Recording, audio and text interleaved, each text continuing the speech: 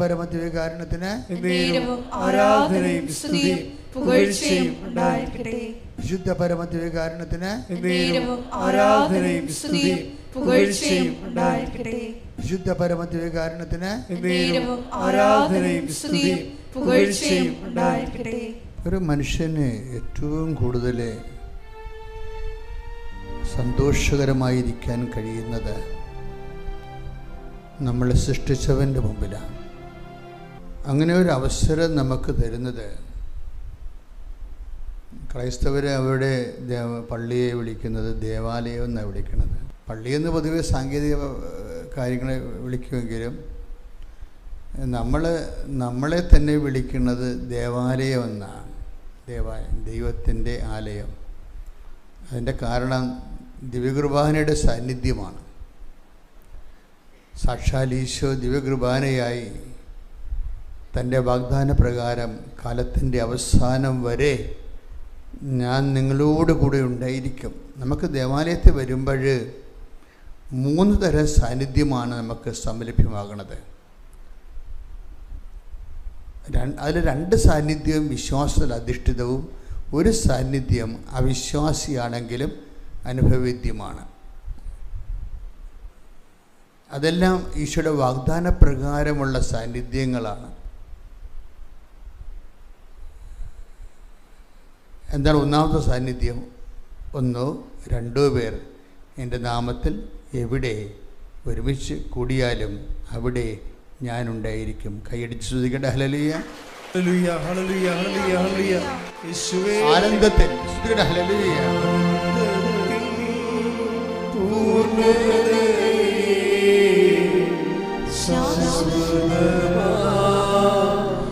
സന്തോഷമേ ആനന്ദത്തിൻ പൂർണ്ണതയേ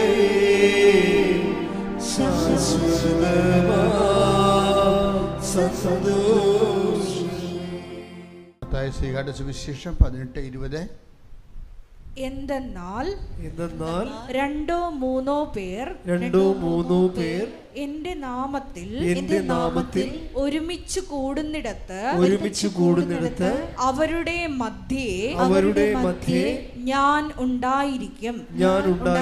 ഇതാണ് സഭയിലുള്ള സാന്നിധ്യം. ഈശോയുടെ പേരിലാണ് നമ്മളിവിടെ ഒരുമിച്ച് കൂടിയിരിക്കുന്നത്. അപ്പോൾ ഈശോയുടെ അലൗകികവും അഭൗമമായ ആത്മീയ സാന്നിധ്യം അത് ഗ്യാരണ്ടി ചെയ്യുകയാണ് കർത്താവിൻ്റെ നാമത്തിൽ. ഈ സാന്നിധ്യം നമുക്ക് വീട്ടിലും ഉണ്ടാക്കാം. ഈ സാന്നിധ്യം നമുക്ക് മൈതാനത്ത് ഉണ്ടാക്കാം. നമ്മൾ കർത്താവിൻ്റെ പേരിലൊന്ന് കൂടിയാൽ മതി. ഇനി രണ്ടാമത്തെ സാന്നിധ്യമുണ്ട്. എന്താ രണ്ടാമത്തെ സാന്നിധ്യം? രണ്ടാമത്തെ സാന്നിധ്യം കർത്താവിൻ്റെ വചനത്തിലുള്ള സാന്നിധ്യമാണ്. അതെന്താണ്? ആദിയിൽ വചനം ഉണ്ടായിരുന്നു, വചനം ദൈവത്തോടുകൂടിയായിരുന്നു, വചനം ദൈവമായിരുന്നു, വചനം മാംസമായി നമ്മുടെ ഇടയിൽ വസിച്ചവൻ്റെ സാന്നിധ്യം. കൈയടിച്ച് ശ്രദ്ധിക്കട്ടെ. ഹല്ലേലൂയ ഹല്ലേലൂയ ഹല്ലേലൂയ ഹല്ലേലൂയ ഹല്ലേലൂയ.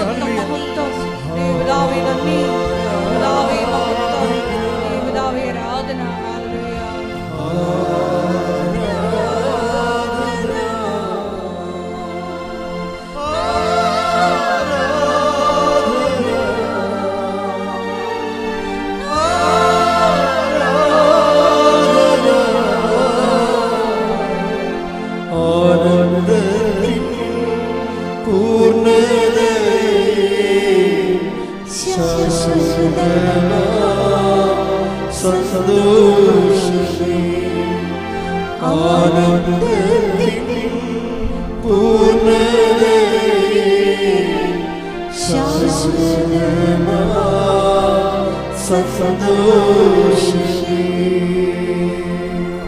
യോഹന്നാന്റെ സുവിശേഷം 1:2 വചനം ദൈവമായിരുന്നുവെന്ന്. ഇപ്പം വചനം ഇവിടെ എപ്പോഴും നമ്മൾ ശ്രദ്ധിക്കേണ്ട ഒരു വിഷയം, ഈ വചനം ദൈവമായതുകൊണ്ട് തന്നെ വചനം പ്രഘോഷിക്കുന്ന ഇടങ്ങളിലെ, അപ്പം വചനം പ്രഘോഷിക്കുന്ന ഇടം എന്ന് പറഞ്ഞു കഴിഞ്ഞാൽ സഭയുടെ പാരമ്പര്യപ്രകാരമായിരിക്കണം, അപ്പോസ്തല പാരമ്പര്യം അനുസരിച്ചായിരിക്കണം. അല്ലാതെ എവിടെയെങ്കിലും പോയി ഒരു ധ്യാനാംഗത്തിൽ പോയി ആരുടെയെങ്കിലും വചനം കേട്ടിട്ട് ബൈബിൾ എടുത്ത് ഇറങ്ങിയവനൊക്കെ ആ വചനം കേട്ടാൽ നമ്മൾ വഴിതെറ്റിപ്പോകും. മറിച്ച് സഭ 2000 വർഷങ്ങളായിട്ട് അതിൻ്റെ ട്രഡീഷനും പാരമ്പര്യവും അപ്പോസ്തലിക കൂട്ടായ്മയിൽ നിന്ന് പകർന്നു കിട്ടിയ വിശുദ്ധ പാരമ്പര്യങ്ങളുള്ള തനത് കർത്താവിൻ്റെ സ്വന്തം സഭ സുവിശേഷ കാലം മുതലുള്ള സഭയാണ്. ഈ ഒരു സഭ എപ്പോഴും നോക്കേണ്ടത് ഇത് സുവിശേഷ കാലം മുതലുള്ള അപ്പോസ്തല സഭയാണെന്ന് നോക്കണം. അല്ലാതെ സഭകളെന്നും പറഞ്ഞ് ഒത്തിരി സഭകളുണ്ടാകും. അതൊക്കെ ഇടത്തും കിടക്കും തലക്കൊക്കെ ഓരോ ഇടത്തൂട്ടുകാർ സഭയിൽ നിന്ന് തെറ്റിപ്പിരിഞ്ഞ് പോയവർ, പൈസ ഉള്ളവർ സ്വന്തമായിട്ട് കൂട്ടായ്മ ഉണ്ടാക്കി അങ്ങനെ കുറേ പേരൊക്കെ ഇട്ട് വിളിക്കും. അത് അങ്ങനെ കുറേ പേരിട്ട് ആൾക്കാരെ വിളിക്കണില്ലേ ഇപ്പം? അപ്പോൾ പേരിട്ടത് കൊണ്ട് ദൈവത്തിൻ്റെ സഭയാകത്തില്ല. ദൈവത്തിൻ്റെ സഭയാകണമെങ്കിൽ അപ്പോസ്തല പാരമ്പര്യം ഉണ്ടാകണം. കർത്താവിൻ്റെ ഏതെങ്കിലും ഒരു കർത്താവിൻ്റെ നിയോഗപ്രകാരമാണ് അപ്പോസ്തലന്മാർ സഭ സ്ഥാപിച്ചിരിക്കുന്നത്. ആ അപ്പോസ്തല പാരമ്പര്യത്തിലുള്ളതായിരിക്കണം. അതാണ് അപ്പം നിങ്ങൾ ചിലർക്ക് ചോദിക്കും, ഇതെല്ലാം കൂടി ഒരു റീത്ത് പോലെ, സീറോ മലബാർ ഒരു റീത്ത്, മലങ്കര വേറെ റീത്ത്, ലത്തീൻ്റെ വേറെ റീത്ത്, എല്ലാം കൂടി ഒരു റീത്ത് പോലെ. അത് അറിവില്ലായ്മ കൊണ്ടാണ്. ഓരോ അപ്പോസ്തലന്മാർ ഓരോരോ രാജ്യത്ത് പോയി കർത്താവിൻ്റെ സുവിശേഷം പ്രസംഗിച്ചപ്പോൾ അവിടെയുള്ള പ്രാർത്ഥന അരൂപികളും ചിട്ടവട്ടങ്ങളും അവിടെ എങ്ങനെയാണ് മനുഷ്യൻ പാരമ്പര്യമായിട്ട് ദൈവത്തെ ആരാധിച്ചിരുന്നത് അത് അവർ ഉൾക്കൊണ്ടിട്ടാണ് അവിടെ സഭ സ്ഥാപിക്കുന്നത്. അതുകൊണ്ടാണ് റൈറ്റ്സ് ഉണ്ടാകുന്നത്, വ്യത്യസ്തങ്ങളായ റൈറ്റ്സ് ഉണ്ടാകുന്നത്. അവനവൻ്റെ റീത്തുകളെ അവരവർ ബഹുമാനിക്കുകയും ആദരിക്കുകയും ചെയ്യണം. കാര്യം അത് ആ ട്രഡീഷനിലാണ് നമുക്ക് പകർന്നു കിട്ടിയിരിക്കുന്നത്. അതെപ്പോഴും നമ്മൾ ഈ വിഷയത്തെ കുറച്ച് അറിവുണ്ടാകുന്നത് എപ്പോഴും നല്ലതാണ്.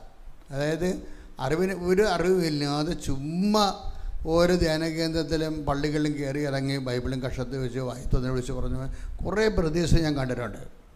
ഞാൻ അങ്ങനെയുള്ളവരൊക്കെ പതുക്കെ എൻ്റെ കൂട്ടായ്മയിൽ നിന്ന് ഞാൻ മാറ്റിയിട്ടുണ്ട്. അതാണ് they have no tradition knowledge. Liturgy അറിയത്തില്ല, ആരാധനക്രമം അറിയത്തില്ല, ചർച്ച് ഹിസ്റ്ററി അറിയത്തില്ല, എക്ലോസിയോളജി അറിയത്തില്ല, ഒന്നും അറിയത്തില്ല. അപ്പം അറിയാവുന്ന കുറച്ച് കാണാപിടിച്ച വചനങ്ങളേ ഉള്ളൂ. അങ്ങനെയുള്ളവർ സഭയെ നയിച്ചാൽ സഭ കേടായി പോകും. കാരണം ദൈവത്തിൻ്റെ സഭയായിട്ട് അത് വിശുദ്ധീകരിച്ച് കവദാശത്തിൽ വളരാതെ ഇരിക്കുകയും ചെയ്യും.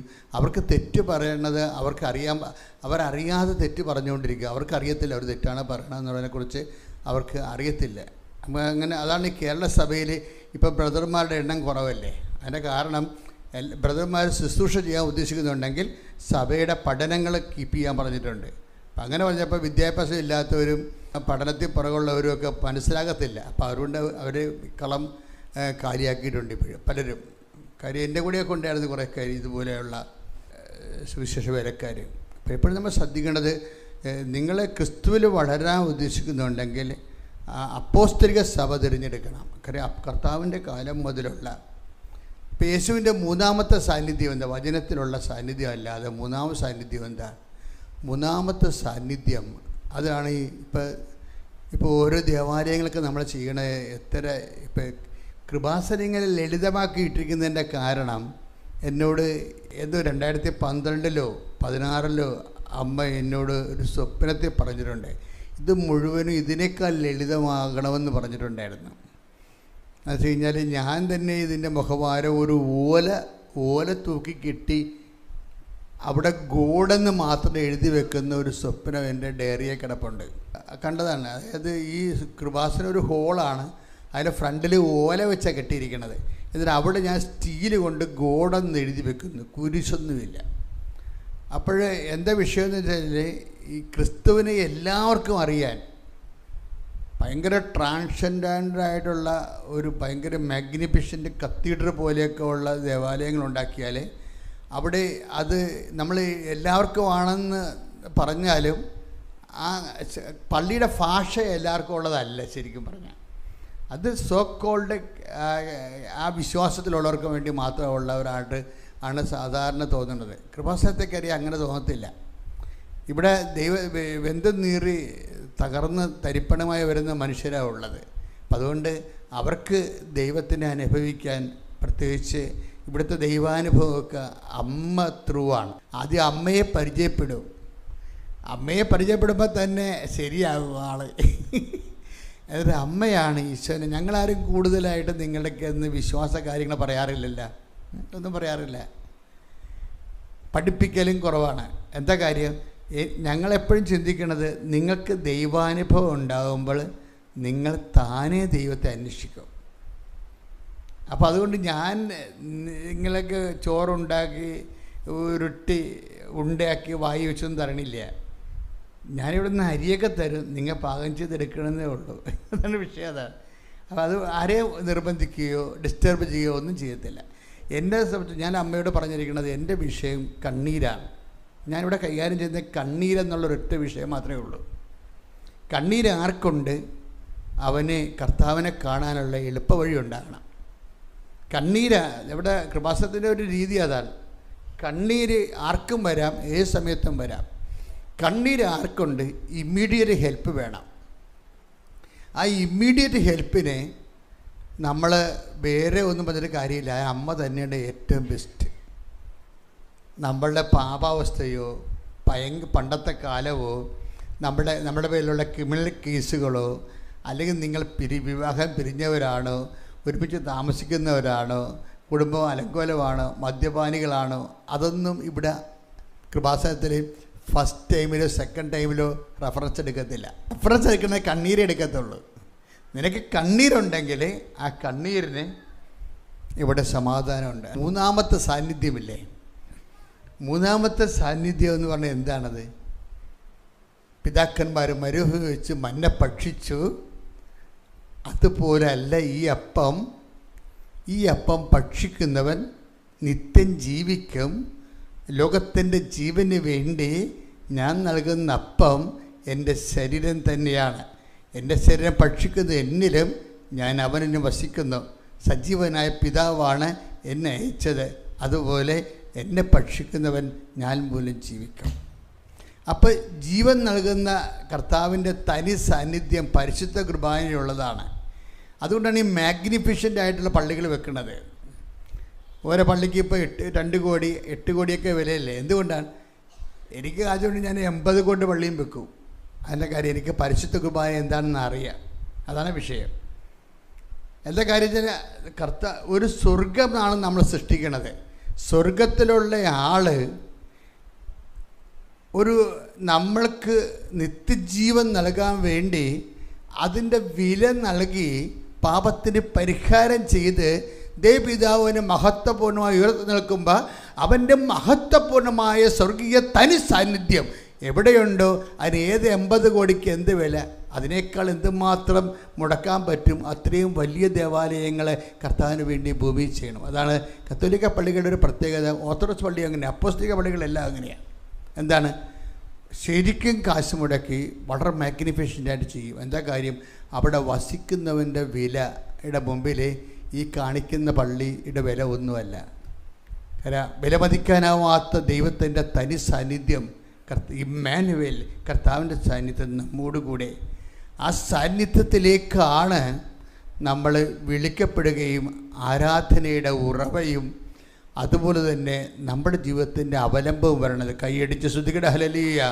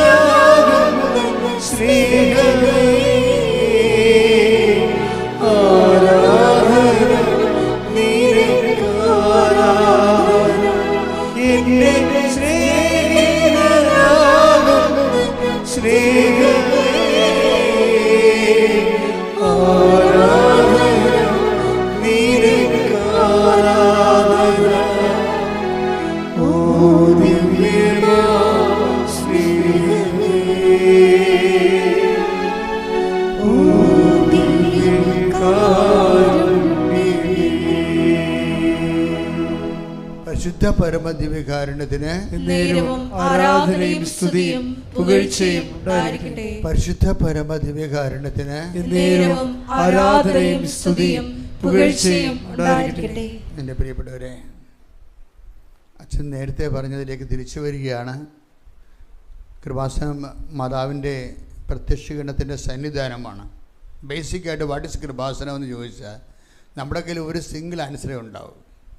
ബേസിക്കായിട്ട് വാട്ട് ഈസ് കൃപാസനം എന്ന് ചോദിച്ചാൽ എന്താണ്? അമ്മ പ്രത്യക്ഷപ്പെട്ട ഇടം, അത്രയേ ഉള്ളൂ. അമ്മ പ്രത്യക്ഷപ്പെട്ടത് എന്തിനു വേണ്ടിയാണ്? ദുരന്തം ഉണ്ടാകാൻ പോകുന്നു, പ്രാർത്ഥിക്കണം എന്ന് പറയാൻ. ഇപ്പോൾ നമ്മളിവിടെ എന്തിനാണ് കൂടിയിരിക്കണത്? ദുരന്തം ഉണ്ടായപ്പോൾ, ജീവിതത്തിൽ ഓരോ ദുരന്തങ്ങളുണ്ടായപ്പോൾ പ്രാർത്ഥിക്കാൻ വന്നവരാണ്. അവരോട് ദൈവം എന്താ പറഞ്ഞത്? നിങ്ങൾ ഞാനുമായിട്ട് ഉടമ്പടി എടുത്ത് ഉത്തരവാദിത്തമുള്ള ഒരു ബന്ധം ഉണ്ടാക്കാൻ. അത് രണ്ടിന് ബന്ധമുണ്ടല്ലോ. ഒരു നിരുത്തരവാദിത്തമായ ബന്ധം ഉണ്ടാവും. നിരുത്തരവാദിത്തം ഇപ്പം അപ്പന്മാരാണെങ്കിൽ കുടിച്ചു കൂത്താടി മക്കൾക്ക് എന്ത് കെട്ടപ്രായം 22 വയസ്സായാലും ശരി, അപ്പനിങ്ങനെ 5 പൈസ പോലും സൂക്ഷിക്കാതെ ഇങ്ങനെ കുടിച്ച് കൂത്താടി നടക്കും. അപ്പനാണ് അയാൾ, പക്ഷേ ഉത്തരവാദിത്തം ഇല്ല അല്ലേ? അപ്പോൾ അപ്പനാണെന്ന് പറഞ്ഞാൽ റിലേഷനിൽ ഉത്തരവാദിത്തം ഉണ്ടാകത്തില്ല. ഏറ്റവും വലിയ വിഷയം റിലേഷൻ അല്ല പ്രശ്നം. ആദ്യം അപ്പനായിട്ട് വല്ല കാര്യമുണ്ടോ? ഒരു കാര്യമില്ല. അപ്പോൾ ചില കുഞ്ഞുങ്ങളൊക്കെ ചില ആൾക്കാരെ കണ്ണും കൈയും കാണിച്ചിട്ട് ഓടിക്കളഞ്ഞെന്നൊക്കെ പറയുമ്പോൾ ഞാൻ അവരെ വിളിക്കും. എടി ഇവിടെ എന്ത് സംഭവിച്ചത്? അച്ഛാ, ഈ ജന്മം ഇവിടെ നിന്ന് ആര് കല്യാണം കഴിപ്പിച്ച് തരും? എൻ്റെ കാര്യം ആരന്വേഷിക്കും?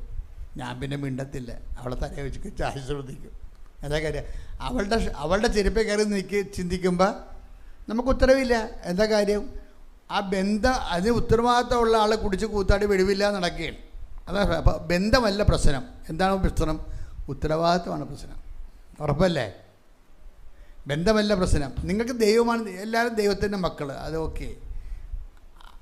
അപ്പനെന്ന് വിളിക്കാം, എല്ലാവരും ദൈവത്തെ മക്കളെന്ന് വിളിക്കാം, നമുക്ക് റിലേഷൻ എന്ത് വിളിക്കാം. പക്ഷേ എന്താ പ്രശ്നം വെച്ച് കഴിഞ്ഞാൽ ഇതിനെല്ലാം സാധൂകരിക്കണം. വിളിക്കണമല്ല പ്രശ്നം. എന്തും നമുക്ക് വിളിക്കാം. ഞാൻ ദൈവത്തിൻ്റെ മകളാണെന്ന്, മകനാണെന്നൊക്കെ പറയുകയും ചെയ്യാം. പക്ഷേ അതല്ല പ്രശ്നം. സാധൂകരിക്കണം എന്ന് വെച്ച് കഴിഞ്ഞാൽ നീതീകരിക്കണം, അല്ലെങ്കിൽ സ്ഥിരീകരിക്കണം. ഉടമ്പടി എന്താ ചെയ്യണത്? നമ്മൾ ദൈവവുമായിട്ട് റിലേഷനിലാണെന്ന് നമ്മൾ ഉത്തരവാദിത്തങ്ങൾ ഏറ്റെടുക്കുന്നത്, അതാണ് വിഷയം. ഉടമ്പടിയിൽ എന്താ സംഭവിക്കണത്? നമുക്കൊരു ക്ലെയിം വരാൻ കാര്യം എന്താണ്? ദൈവമക്കൾ എന്ന് വിളിക്കപ്പെടുക മാത്രമല്ല, നമ്മൾ ദൈവമക്കളാണെന്ന് നമ്മൾ തന്നെ സുവിശേഷം നൽകുന്ന ഉത്തരവാദിത്തങ്ങളെ ഏറ്റെടുക്കാൻ വേണ്ടിയാണ് ഉടമ്പടി ചെയ്യണത്. ഉടമ്പടി ചെയ്യുമ്പോൾ നമുക്ക് ക്ലെയിമായി. ശരിക്കും പറഞ്ഞാൽ ഈ ഉടമ്പടിക്ക് നമ്മൾ ആസ്തി വെച്ചിരിക്കണത് എന്താണ്? ഉടമ്പടി ദൈവം തന്നപ്പോഴേ അവൻ പറയണ പോലെ ചെയ്തുകൊണ്ട് ജീവിക്കാൻ വേണ്ടി അമ്മയുടെ ഒരു ആധ്യാത്മികമാണ് ഇതിൻ്റെ ആധാരം. അങ്ങനെ ജീവിതം അമ്മ പറയുന്ന ആ ഫോർമുല അനുസരിച്ച് കൊണ്ട് അവൻ പറയണ പോലെ നമ്മൾ ജീവിച്ച് കൊള്ളാമെന്നാണ് ദൈവതിരസ്ഥൻ്റെ അമ്മയുടെ മാധ്യസ്ഥത്തിൽ ഈശോയോട് നമ്മൾ ഉടമ്പടി ചെയ്യണത്. അപ്പോൾ ഉടമ്പടി ചെയ്യുമ്പോൾ നമുക്ക് ഒരു ക്ലെയിമായി. എന്താണ്? ഒരു ആത്മവിശ്വാസമായി. എന്താ കാര്യം? നമ്മൾ നമ്മുടെ കാര്യങ്ങൾ, ആ ഉത്തരവാദിത്തങ്ങൾ നിർവഹിച്ചു കഴിഞ്ഞാൽ ദൈവത്തിൻ്റെ ഉത്തരവാദിത്തങ്ങൾ, കാര്യം ദൈവം സത്യസന്ധനായതുകൊണ്ടും വിശ്വസ്തനായതുകൊണ്ടും ഓട്ടോമാറ്റിക്കലായിട്ട് ദൈവത്തിൻ്റെ ഉത്തരവാദിത്തം നിർവഹിക്കും. ഇപ്പം ചില ആൾക്കാർക്ക് എന്താ സംഭവിച്ചിരിക്കണമെന്ന് അറിയാമോ? എനിക്കതിൻ്റെ അകത്ത് ഭയങ്കര സങ്കടവും ദേഷ്യവും ഉണ്ട്. ദേഷ്യം ഉണ്ടായ കാര്യമൊന്നും ഇല്ല, എന്നാലും ഞാൻ പറയണേ എന്താ ചെയ്യില്ലേ, ചില ആൾക്കാർക്ക് ഉടമ്പടി 3 പുതുക്കിയാലും അവർക്ക് ഉടമ്പടിയുടെ ആ സ്പിരിറ്റിനെ കുറിച്ച് അറിയത്തില്ല. ഇപ്പം കഴിഞ്ഞ ദിവസങ്ങളിൽ ഒരു അപ്പച്ചൻ വന്നു. അപ്പച്ചൻ്റെ പേരെന്ന് വെച്ചാൽ അങ്ങയുടെ ജോലി എന്താ? അങ്ങയുടെ ജോലി ഭയങ്കര രസമാണ്. അങ്ങയുടെ പേരെന്നാ? Martin Thomas. വയനാടുകാരനാണ്, പ്രായമുള്ള അപ്പച്ചനാണ്. അപ്പം അങ്ങയുടെ ജോലി എന്താണെന്നറിയാമോ? ഉടമ്പടിയിൽ ഉടക്കി നിൽക്കുന്നവരെ കണ്ടുപിടിച്ച് അവരുടെ തെറ്റുവശങ്ങൾ കൗൺസിൽ ചെയ്ത് മനസ്സിലാക്കി അവരെ കറക്റ്റ് ഉടമ്പടിയിലേക്ക് കൊണ്ടുവരികയാണ്. അപ്പം അങ്ങനെ ഒരു പ്രേക്ഷിത പ്രവർത്തനം തുടങ്ങിയിട്ടുണ്ട്. ഞാൻ പറഞ്ഞു കൊടുത്തതല്ല, അങ്ങേര് ചെയ്തുകൊണ്ടിരിക്കുന്ന പരിപാടിയാണ്. 11 ഭാഷ പത്രം മേടിച്ചിട്ട് പോകണ്ട ഇവിടുന്ന്. ആര് പറഞ്ഞു അങ്ങേരോട് 11 ഭാഷ പഠിക്കാൻ? ഒരു മലയാളി 11 ഭാഷ പത്രം മേടിച്ചിട്ട് പോവുകയാണ്. പൈസ 10, 60, 67 ഉണ്ടെന്ന് തോന്നുന്നു. പക്ഷെ ആരൊക്കെ ഉണ്ടാളിനെ. അപ്പോൾ 11 ഭാഷ പത്രം മേടിച്ചിട്ട് പോവുകയാണ്. എന്തിനാണ്? അങ്ങേ വ്യാപരിക്കുന്ന ഇടങ്ങളിൽ ആ ഭാഷക്കാരുണ്ടെങ്കിൽ അവരുമായിട്ട് പോയി സംസാരിക്കും. അപ്പം ചിലർ പറയും ഞാൻ ഉടമ്പടി എടുത്തതാണ്, എനിക്ക് പ്രത്യേകിച്ച് പ്രയോജനമൊന്നും ഉണ്ടായില്ലെന്ന് പറയും. തണ്ട് പുതുക്കിയിട്ടും പ്രയോജനമൊന്നും ഉണ്ടായില്ലെന്ന് പറയും. എൻ്റെ മക്കളെ ഒരിക്കലും അങ്ങനെ സംഭവിക്കത്തില്ല. എന്നോട് അമ്മ പറഞ്ഞത് ഉടമ്പടി ഉടനടി പരിഹാരം എന്നാണ് പറഞ്ഞത്. അപ്പോൾ പിന്നെ എങ്ങനെ എനിക്ക് രണ്ട് പുതുക്കണത്? അപ്പോഴെന്തോ അവിടെ ഒരു ചെറിയൊരു പ്രശ്നമുണ്ട്. എന്താണത്? ആ ഉടമ്പടിയിലല്ല നിങ്ങളിവിടെ വന്ന് എന്തൊക്കെ ഏറ്റെന്നുള്ള കാര്യം സത്യമാണ്, എന്തൊക്കെ എഴുതിയിട്ടുണ്ടെന്നുള്ള കാര്യം സത്യമാണ്. പക്ഷേ ഉടമ്പടി സ്ഥിരീകരിക്കപ്പെട്ടിട്ടില്ല. അപ്പോൾ ഉടമ്പടി ഫ്ലക്ച്വേഷൻ ഉണ്ടായിട്ടുള്ള ആൾക്കാരെ കണ്ടുപിടിക്കുകയാണ് ഈ മാർട്ടിൻ തോമസിൻ്റെ ജോലി. അപ്പോൾ അവർ എവിടെയാണ് മിസ്റ്റേക്ക് ഉണ്ടായിരിക്കണവർ? അവർ മിസ്റ്റേക്ക് ഉണ്ടായിരിക്കണ കാരുണ്യ പ്രവൃത്തിയിലാണോ അതോ പ്രേക്ഷിത പ്രവർത്തനങ്ങളിലാണോ? അപ്പോൾ അത് നോക്കിയിട്ട് അത് ചെയ്യാൻ വേണ്ടി അവരെ പ്രോത്സാഹിപ്പിച്ചു.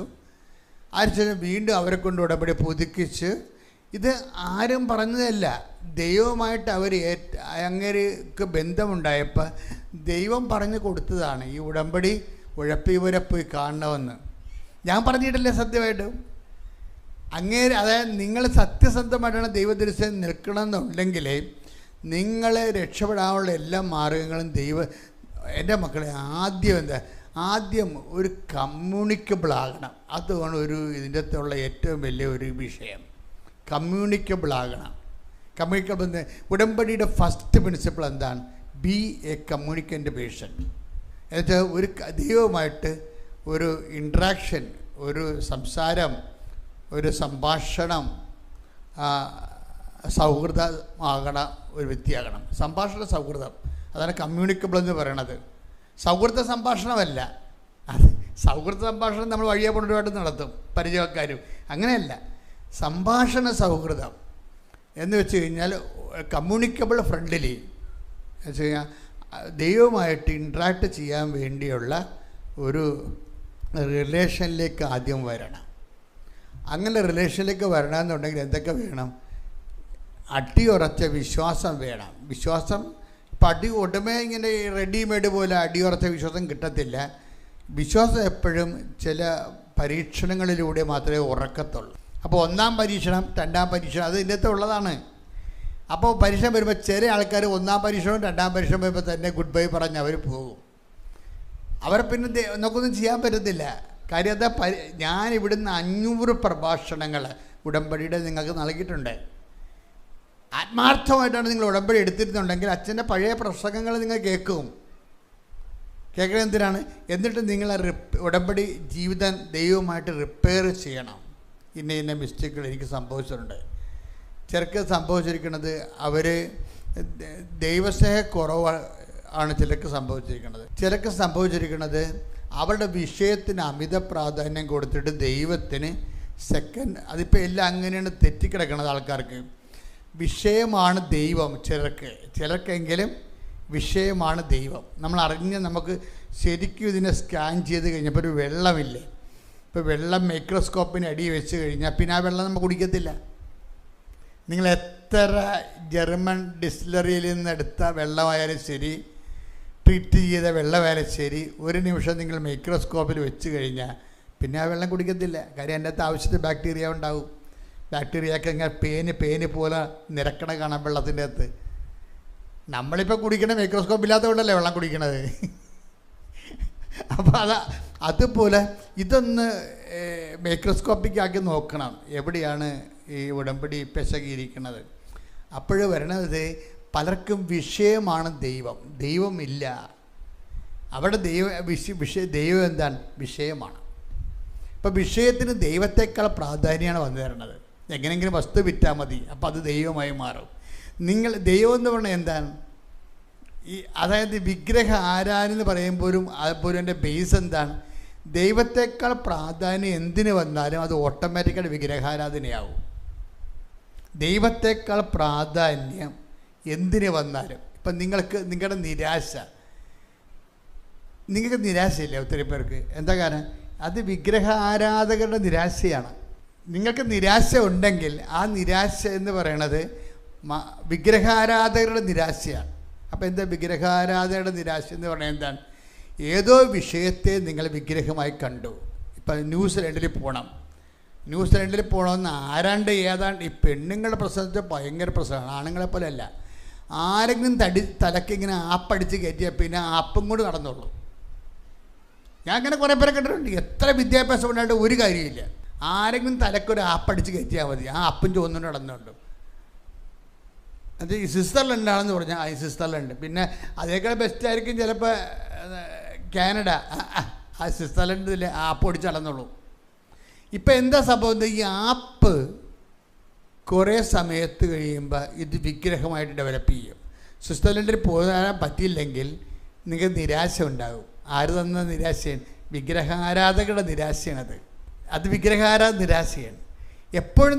അതുകൊണ്ടാണ് ഈശോ അങ്ങയുടെ നാമം പൂജിതമാകണമെന്ന് പഠിപ്പിച്ചതിൻ്റെ കാര്യം. ഈ നിരാശ ആൾക്കാർ ഉണ്ടാക്കുന്നത് മുഴുവനും സ്വർഗസ്ഥനായ പിതാവ് നല്ല മെഡിസിനാണ്. എന്നുവെച്ചാൽ സ്വർഗസ്ഥനായ പിതാവിൽ ആ കണ്ടൻ്റ് ഉണ്ട്. പക്ഷേ എന്താ വിഷയം വെച്ചാൽ സ്വർഗസ്ഥനായ പിതാവ് എല്ലാവരും ചങ്ക് കൊണ്ട് ആരും ചെല്ലത്തില്ലല്ല, എല്ലാം ചുണ്ടുകൊണ്ടല്ല ചെല്ലണത്. അത് കാരണം ഇത് മരുന്ന് ഏക്കത്തില്ല. അതായത് അകത്ത് കഴിക്കാനുള്ള മരുന്ന് തൊലിപ്പുറത്ത് പെരട്ടുകയാണ് സ്വർഗസ്ഥനായ പിതാവിന് സംഭവിച്ചിരിക്കുന്ന വിഷയം. അതാണ് മരുന്ന് അകത്ത് കഴിക്കാനുള്ളതാണ്, പക്ഷേ കുഴമ്പ് പെരട്ടുന്ന പോലെ പുറത്ത് പെരട്ടും. അതാണ് ഈ സ്വർഗസ്ഥനായ പിതാവിന് സംഭവിച്ചിരിക്കുന്നത്.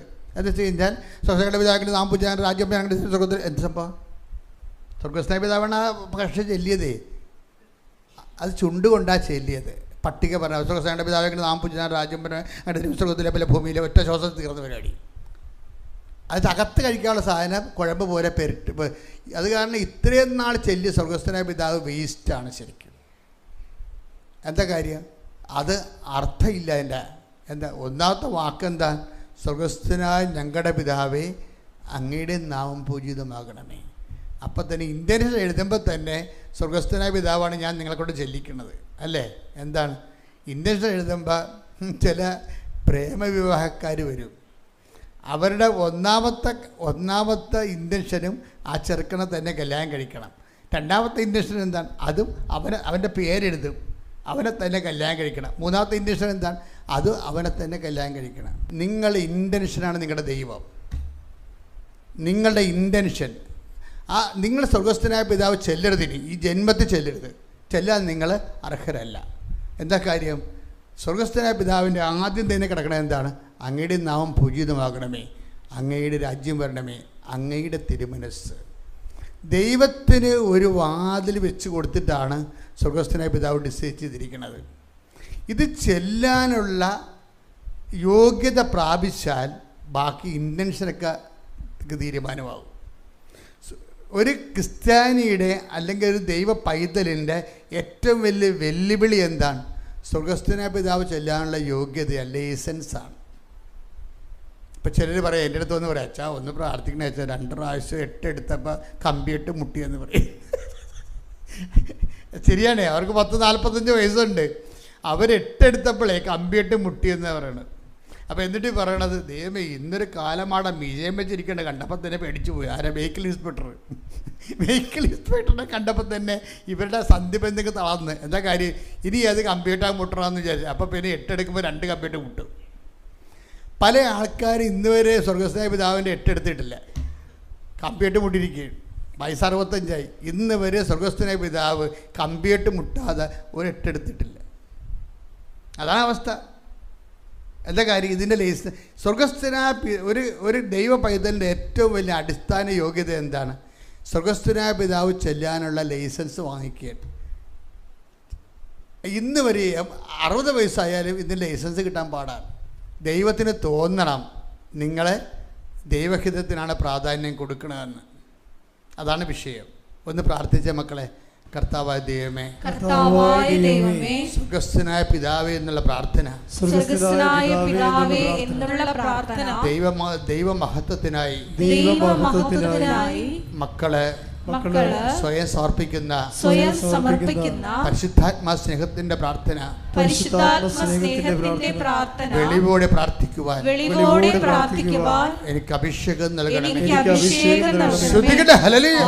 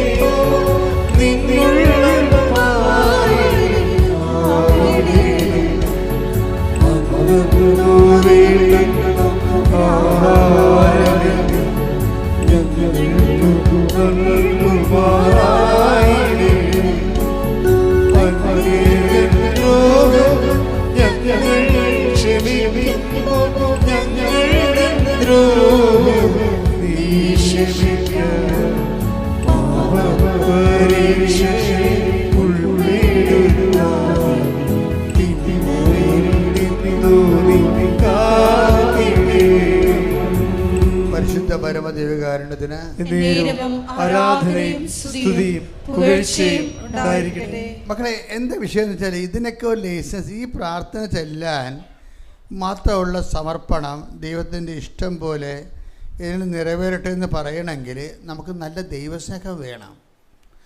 ഈ നിശ്ചിത അത്രയും ദൈവസ്നേഹം നമ്മൾ നിറഞ്ഞാൽ ആ ദൈവസ്നേഹത്തെ കൃത്രിമമായി നിറക്കാനാണ് ഞങ്ങൾ പലപ്പോഴും ഉടമ്പടിയിലൂടെ നിങ്ങൾക്ക് ഹോംവർക്ക് തരണത്. പിടിയ ഉടമ്പടി നിങ്ങളോട് പറയത്തില്ലേ, പ്രേക്ഷിത വേല ചെയ്യണം, പിന്നെന്ത് ചെയ്യും, പിന്നെന്താ പറയണത്, ഉപവിപ്രവർത്തനങ്ങൾ ചെയ്യണം, വിശുദ്ധിയോടെ ജീവിക്കണം. അതെന്തിനങ്ങനെയൊക്കെ പറയണത്? അതായത് നിങ്ങൾ ഉത്തരവാദിത്വപൂർണ്ണമായ ഒരു ഉടമ്പടി ജീവിതമാണ് ദൈവമായിട്ട് നയിക്കണമെന്ന് എനിക്കെപ്പോഴും. ഇപ്പം ഞാനും ഇതുപോലെ കർത്താവിൻ്റെ തിരുസന്നിധി വരുമ്പോൾ നിങ്ങളെ ഞാൻ പ്രസൻറ്റ് ചെയ്യുകയല്ലേ, ഞാൻ ഇതിൻ്റെ ഒരു പ്രയോക്തമായിട്ട് നിന്നിട്ട് നിങ്ങൾക്ക് കുറേ അധികം ജീവിത പ്രശ്നങ്ങളുണ്ട്, അതെല്ലാം പരിഹരിക്കണമെന്ന് നിങ്ങളെപ്പോലും ഞാനും ആഗ്രഹിക്കുന്നുണ്ട്, അമ്മയും ആഗ്രഹിക്കുന്നുണ്ട്. ആദ്യം എന്താ ചെയ്യേണ്ടത്? ഞങ്ങൾ നിങ്ങളെ പ്രസൻറ്റബിൾ ആക്കുകയാണ് ദൈവതിരുസന്നിധിയിൽ. നിങ്ങളിലൂടെ വെച്ചാൽ നിങ്ങൾ ഉടമ്പടി എടുത്ത് ഒഫീഷ്യലായിട്ട് പിശാചിൻ്റെ ആളായിട്ട് മാറും. നിങ്ങൾ ഉടമ്പടി എടുത്ത് ഉഴപ്പി കോൺതിരിഞ്ഞ് വിഷയത്തെ വിഗ്രഹമായി കണ്ട് ദൈവമായി കണ്ട് നിങ്ങൾ ദൈവത്തിന് പണി കൊടുത്ത് തിരിച്ച് പണി മേടിച്ച ആളാണ്. അപ്പം നിങ്ങൾ വാ പൊളിച്ച് കഴിഞ്ഞാൽ പറയും ഞാൻ 2 പുതുക്കി, എന്നിട്ട് വലിയ കാര്യമൊന്നും ഇല്ലെന്ന് പറയും. അതല്ലല്ല വിഷയം. മാർട്ടിൻ തോമസിൻ്റെ പ്രശ്നം, മാർട്ടിൻ തോമസ് ഇത്തിരി നല്ല കർഷകനാണ്, കണ്ട തടി കർഷകൻ്റെ തടിയാണ്. മാർട്ടിൻ തോമസ് ഇവിടുന്ന് പറഞ്ഞ കാര്യം, അദ്ദേഹത്തിന് പെട്ടെന്ന് അദ്ദേഹത്തിൻ്റെ ബ്ലഡിൻ്റെ കൗണ്ട് കുറഞ്ഞിട്ട് ഹീമോഗ്ലോബിൻ 8 ഹ്യൂമൻ്റെ 13 വേണം, അത് 8. പിന്നെ ടെസ്റ്റ് ചെയ്തപ്പോൾ അത് 7. പുള്ളിക്ക് സ്റ്റെപ്പൊന്നും കയറാൻ പറ്റണില്ല, കിതച്ച് പെട്ടെന്ന് ഒരു സ്റ്റെപ്പ് എടുത്താൽ കിതക്കും, ഹ്യൂമോഗ്ലോബിൻ കുറയേ, രക്തത്തിലുള്ളൊരു കണ്ടൻ്റാണത്. പിന്നെ അത് 6, അനങ്ങാൻ പറ്റാതെ. പിന്നെ അത് കുറഞ്ഞുകൊണ്ടിരിക്കുകയാണ്. അപ്പോൾ ഇയാൾ ഡോക്ടറിനെ പോയി കണ്ടപ്പോൾ പറഞ്ഞ്, ഡോക്ടർ കാര്യങ്ങളുടെ ഗൗരവം മനസ്സിലാക്കിയപ്പോൾ ആദ്യം ഡെങ്കു ആണെന്ന് വിചാരിച്ചു. ഡെങ്കുവിൻ്റെ ട്രീറ്റ്മെൻറ്റ് കഴിഞ്ഞു. ടൈഫോയിഡ് ആളിന്, ടൈഫോയിഡ് ഡെങ്കു ഉണ്ട്. ഇപ്പോൾ ഡെങ്കുവിൻ്റെ ട്രീറ്റ്മെൻറ്റ് കഴിഞ്ഞിട്ടും ഈ പ്ലേറ്റ്ലെറ്റ്സ് കൂടുന്നില്ല, അത് കുറഞ്ഞ് വരെ ഇരിക്കുകയാണ്. അപ്പോൾ ഡെങ്കുവിൻ്റെ ട്രീറ്റ്മെൻറ്റ് കഴിഞ്ഞ് ഡെങ്കു സുഖപ്പെട്ട ഓട്ടോമാറ്റിക്കായിട്ട് പ്ലേറ്റ്ലെറ്റ് കൂടേണ്ടതാണ്, പക്ഷേ കൂടുന്നില്ല. 8 എന്നുള്ളത് 7. അപ്പോൾ അത് കുഴപ്പത്തിലായി. പിന്നെ ടൈഫോയിഡിന് ഈ പ്ലേറ്റ്ലെറ്റ്സ് ഇങ്ങനെ കുറയുമ്പോൾ ടൈഫോയിഡിനെ ട്രീറ്റ് ചെയ്താലും ചിലപ്പോൾ ഏക്കത്തില്ല. അപ്പോൾ ഇയാളുടെ ഡോക്ടർ ഇയാളെ മെഡിക്കൽ കോളേജിലേക്ക് റെഫർ ചെയ്ത്, സെൻറ്റ് ജോൺസിലേക്ക് ബാംഗ്ലൂരിലേക്ക് റെഫർ ചെയ്ത് കഴിഞ്ഞപ്പോൾ അവിടെ ഫസ്റ്റ് ടെസ്റ്റ് കഴിഞ്ഞ് ബ്ലഡ് ടെസ്റ്റ് കഴിഞ്ഞപ്പോൾ എന്താ പ്രശ്നം, 65% നെഗറ്റീവ് ഡെഡ് സെൽസാണ് ബ്ലഡിലുള്ളത്. ദാറ്റ് മീൻസ് ബ്ലഡ് ക്യാൻസറാണ്. 65% ബ്ലഡിലുള്ള സെൽസ് ഇങ്ങ് ഡെഡായി. പിന്നെ ചുവപ്പ് ശോണാണുക്കളൊക്കെ 30% ഉള്ള, സർവൈവ് ചെയ്യാൻ പറ്റത്തില്ല. അപ്പോൾ ഡോക്ടർ പറഞ്ഞു, നമുക്കൊരു ഇത് ബ്ലഡ് ക്യാൻസറിലേക്കാണ് പോണത്, നമുക്കൊരു നീണ്ട ട്രീറ്റ്മെൻറ്റ് വേണം. കാര്യം ഇത് ടൈപ്പ് 1 ഉണ്ട്, ടൈപ്പ് 1 ആണെങ്കിൽ കുറച്ച് കാലം ട്രീറ്റ് ചെയ്യുമ്പോൾ ശരിയാകും. നിങ്ങളുടെ ടൈപ്പ് 1 അല്ല, ടൈപ്പ് 2 ആണ്. ടൈപ്പ് 2 ആണെങ്കിൽ അത് കുറച്ച് ചികിത്സിച്ചാൽ ശരിയാകും. ടൈപ്പ് 3 വന്നാൽ ചികിത്സിച്ചാലും ശരിയാകത്തില്ല. അപ്പോൾ ഡോക്ടർ ഡയഗ്നോസ് ചെയ്ത് നോക്കിയപ്പോൾ ഇങ്ങേരുടെ ടൈപ്പ് 3 ആണ്. അപ്പോൾ ഇത് ആൾ മരിക്കും, ചികിത്സിച്ചാൽ ശരിയാകത്തില്ല. എന്നാലും ഡോക്ടർ ചെല്ലുമ്പോൾ ഒരു സാധ്യതയുണ്ടല്ലോ, ഡോക്ടേഴ്സ് ഓപ്ഷൻ എന്ന് പറഞ്ഞ സംഭവമുണ്ട്. അപ്പോൾ ആൾ പോകുന്നെങ്കിലും അവർ ട്രീറ്റ് ചെയ്യും. അത് അവരുടെ മെഡിക്കൽ എത്തിക്സിൻ്റെ ഭാഗമാണ്. അവരുടെ മനസ്സിൽ പറയണത് ചിലപ്പോൾ ദൈവം രക്ഷിച്ചാൽ എന്ത് ചെയ്യുമെന്ന് വിചാരിച്ചുകൊണ്ടാണ് അവർ ട്രീറ്റ് ചെയ്യണത്. അവരെ കുറ്റം പറയാനൊന്നും പറ്റത്തില്ല. അപ്പോൾ അത് പറയും. പക്ഷേ ഇതിൻ്റെ സൈക്കിൾ കൂടുതലാണ്. ഫസ്റ്റ് ഒരു സൈക്കിളിന് 7 ഇഞ്ചക്ഷനും 28 ഗുളികയുമാണ്. അങ്ങനെ 7 സൈക്കിളുണ്ട്. 49 ഇഞ്ചക്ഷന് 28 × 7 ഗുളികയും വേണം. അതാണ് ഈ ടൈപ്പ് 3യിൽ ആൾ പോകും. എന്നാലും മെഡിക്കേഷൻ ഉണ്ടെങ്കിൽ ഇതാണ് ഇതിൻ്റെ ഒരു സാധ്യതയുള്ളതെന്ന് പറയും. അപ്പോൾ അവർ ഉടനെ ചേട്ടനെന്ന് വെച്ചാൽ ചേട്ടനാണ് തീർന്ന ആളിങ്ങനെ അവശനാടെ കിടക്കുകയാണ്. അല്ലൊക്കെയാണ് ഈ സംഭവം അറിയണത്. ഉടനെ ഇയാൾക്ക് ഇഷ്ടമുള്ളൊരു അച്ഛനെ വിളിച്ച്, പണ്ട് അവിടെ വീട്ടിൽ അവിടെ ഇടവക പള്ളി പണിതിട്ട് ഇപ്പം അച്ഛൻ പ്രീസ്റ്റ് ഹോമിലാണ് പാലയിൽ. അച്ഛനെ വിളിച്ച് പറഞ്ഞു, അച്ഛാ അടുത്ത ആഴ്ച ഞാനിങ്ങനെ കിടപ്പിലായി പോയി മരിച്ചു പോകും. പക്ഷേ അച്ഛൻ വന്ന് എൻ്റെ പിണമെടുക്കണം. അച്ഛൻ തന്നെ വന്നിട്ട് എൻ്റെ ശവസംസ്കാര ശുശ്രൂഷ കഴിഞ്ഞിട്ട് അച്ഛൻ പോകാവൂ. അപ്പം ആളിൻ്റെ ട്യൂണൊക്കെ മാറി. നിങ്ങൾക്ക് കേൾക്കുമ്പോൾ ഒരു പുതുമ അല്ല ഇത്. അയാൾ ട്രാജിക് സോള് ലാസ്റ്റ് ഫേസ് ചെയ്യുന്ന ഒരു രംഗമായി കാണുന്നത്. അയാളെ സംബന്ധിച്ച് വളരെ സീരിയസ് ആയിട്ടാണ് അയാളുടെ ലൈഫിനെ കാണുന്നത്. അയാളെല്ലാ കാര്യങ്ങളെക്കുറിച്ചും തീരുമാനം എടുത്ത് കഴിഞ്ഞതിന് ശേഷം അപ്പം അച്ഛൻ പറഞ്ഞു, അങ്ങനെയൊന്നും സംഭവിക്കത്തില്ല, ഒരു 10 കൊല്ലം കൂടി നീ ജീവിക്കും, ഞാൻ പ്രാർത്ഥിച്ചോളാം എന്ന് പറഞ്ഞു. അപ്പോൾ കുറച്ച് കഴിഞ്ഞപ്പോൾ വേറെ ഒരുത്തം അദ്ദേഹത്തിൻ്റെ ഈ ഞാൻ നേരത്തെ പറഞ്ഞ കക്ഷിയില്ലേ, ഇനിയിപ്പോൾ TD ജോസഫാണ് ഈ പറഞ്ഞ പേഷ്യൻ്റ്. ഈ മാർട്ടിൻ തോമസ് എന്ന് പറയുന്നത് ഇങ്ങനെ അളിയനാണ്. മാർട്ടിൻ തോമസ് ഇയാളുടെ അടുത്ത് ബാംഗ്ലൂർ ഇയാളെ കാണാൻ ചെന്നിച്ചും പറഞ്ഞ് നമുക്ക് മാതാവിനെ കാണാൻ പോകാം കൃപാസനത്തിൽ. അമ്മയാണ് ഈ കാര്യത്തിൽ തീരുമാനം എടുക്കാൻ നല്ലത്. നമ്മളവിടെ ചെന്ന് കാല് കുത്തിയാൽ മതി, ബാക്കി അമ്മ നോക്കിക്കൊള്ളൂ എന്ന് പറയും. അതാണ് മനുഷ്യൻ്റെ വിശ്വാസം എന്ന് പറഞ്ഞത്. ഇത് തന്നെ ഞാൻ ഉദ്ദേശിച്ചിരുന്നത്. ഒരു കണ്ണീരുള്ള മനുഷ്യൻ ഒരിടമ്പടി എടുക്കാതെ ഈ മണ്ണിൽ കാല് കുത്തിയ അമ്മ അവരെ സഹായിക്കണമെന്ന് ഞാൻ അമ്മയോട് പറഞ്ഞിട്ടുണ്ട്. അതിൻ്റെ കാര്യം നമ്മൾ വിഷയം കൈകാര്യം ചെയ്യണത് ബാക്കിയെല്ലാം നമ്മുടെ ലൈഫിനുള്ള സെക്കൻഡ് ട്രിപ്പുകളാണ്. പക്ഷേ ഫസ്റ്റ് ട്രിപ്പിൽ അവനെ നിലനിർത്തി കൊടുക്കണം. അത് ഞങ്ങളിവിടെ ഇരുന്നുകൊണ്ട് 2003 ഇവിടെ ഒരു മനുഷ്യനും വല്ലപ്പോഴും കൂടി കയറി വന്ന സ്ഥലമായിരുന്നു. അപ്പം ഞങ്ങളിവിടെ ഇരുന്നുകൊണ്ട് രാത്രിയും പകലും ഒരു കൊല്ലം മുഴുവനും അഖണ്ഡജമാല ചെല്ലും, ഒരു കൊല്ലം മുഴുവനും. നിങ്ങളൊക്കെ ചോദിക്കത്തില്ലേ വീട്ടിൽ പ്രാർത്ഥിക്കുമ്പോൾ, എന്തിനാണ് ഇത്രയും പ്രാർത്ഥിക്കണത്, വല്ല ആവശ്യമുണ്ടോ, തലയ്ക്ക് വെളിവാണ്, ഇങ്ങനെ പ്രാർത്ഥിച്ചാൽ ഭ്രാന്ത് പിടിക്കുമോ എന്നൊക്കെ വെളിവില്ലാത്തവനൊക്കെ പറയും. എന്നോടും പറഞ്ഞിട്ടുണ്ട്. ഞാൻ ഈ പ്രാർത്ഥനയും കാര്യം നടക്കുമ്പോൾ സഹപ്രവർത്തകർ വരെ പറഞ്ഞിട്ടുണ്ട്, നമുക്ക് ഇത്രയും തീക്ഷണ കാണിക്കേണ്ട കാര്യമൊന്നും ഇല്ല. എന്താ പ്രശ്നം, അവർക്കിതിന് മനസ്സിലാവത്തില്ല. ഒരു ഏറ്റവും വലിയ വിഷയമെന്ന് പറയുന്നത് പ്രാർത്ഥന ആണെന്ന് ഞാൻ പറയില്ല, പ്രാർത്ഥിക്കാനുള്ള ക്രെഡിബിലിറ്റി വാങ്ങിച്ചെടുക്കുന്നതാണ് ദൈവതിരുസന്നിധിയിൽ. പ്രാർത്ഥിക്കാൻ ആർക്കും പറ്റും, വട്ടുപിടിച്ചാലിരുന്ന് പ്രാർത്ഥന കാണാൻ ആൾക്കാർ, എന്നിട്ട് നാട്ടുകാരെ മുഴുവൻ തെറി വിളിക്കുകയും ചെയ്യും. അതല്ല, പ്രാർത്ഥനയല്ല വിഷയം. പ്രാർത്ഥിക്കാനുള്ള ക്രെഡിബിലിറ്റി വാങ്ങിക്കണം ദൈവതിരുസന്നിധിയിൽ നിന്ന്. ഇപ്പം നമ്മൾ കുറേ ഇപ്പം അത് ആലപ്പുഴയാണ്, ഇവിടെ മുഴുവൻ തടുക്കിൻ്റെയും കയറിൻ്റെയും കയറ്റുപായുടെയും ഒക്കെ ഫാക്ടറികളാണ്. ഈ ഫാക്ടറികൾ മുഴുവനും ഇങ്ങനെ തടുക്ക് ഉണ്ടാക്കി വെച്ചിട്ട് വല്ല കാര്യമുണ്ടായി ഇതിന് ഓർഡർ ഇല്ലെങ്കിൽ. അമേരിക്കയിലും ഇംഗ്ലണ്ടിലുമൊക്കെ ഓർഡറുള്ളതുകൊണ്ടാണ് ഇവർ തടുക്കുണ്ടാക്കുന്നത്. ഇതുപോലെ നിൻ്റെ പ്രാർത്ഥന സ്വീകരിച്ചുള്ളാവുന്ന ദൈവത്തിൻ്റെ ഓർഡർ ഉണ്ടെങ്കിൽ നീ പ്രാർത്ഥിച്ചിട്ട് പ്രയോജനമുള്ളൂ. റീഡിയാ, നിൻ്റെ പ്രാർത്ഥന റിജക്റ്റഡ് ഡാമേജ് പ്രാർത്ഥനയാണെന്നുണ്ടെങ്കിൽ ഒരു ജന്മം പ്രാർത്ഥിച്ച വലിയ പ്രയോജനമൊന്നുമില്ല. അതുകൊണ്ടാണ് ഞാൻ പറഞ്ഞ ക്രെഡിബിലിറ്റി എന്ന് പറയണത്. ആദ്യം നിങ്ങൾ നേടിയെടുക്കേണ്ടത് ഉടമ്പടി ഏറ്റവും വലിയ വിജയം എന്ന് പറഞ്ഞാൽ എന്താ, ആദ്യത്തെ സത്യസന്ധമായിട്ട് ദൈവത്തെ അന്വേഷിക്കുന്നവനെ ഉടമ്പടി കൊണ്ട് വയറ്റിപ്പഴപ്പ് മാത്രമല്ല, ദൈവത്തെ കൂടി നേടണം, ദൈവത്തിൻ്റെ കൂടെ ജീവിക്കണമെന്ന് സത്യസന്ധമായിട്ട് ആഗ്രഹിക്കുന്നവനെ ആദ്യത്തെ 1 മാസം കൊണ്ട് തന്നെ അവൻ ക്രെഡിബിലിറ്റി നേടിയെടുക്കും. എന്താ കാര്യം? അവന് 5 പൈസയുടെ അനുഗ്രഹമില്ലെങ്കിലും അവൻ ചുറ്റു നടന്ന് വെയിലും കൊണ്ട് കർത്താവിൻ്റെ വചനം പ്രസംഗിക്കുകയോ വചനം കൈമാറുകയോ അനുഭവങ്ങൾ പങ്കുവെക്കുകയോ ഒക്കെ തീഷ്ണത കൊണ്ട് ചെയ്തുകൊണ്ടിരിക്കും. എന്താ?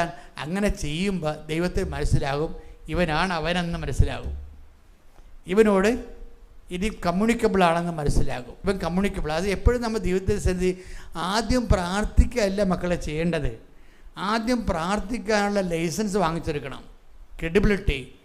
നീ ദൈവത്തിരുസന്നിധിയിൽ സ്വീകാര്യനാണ്.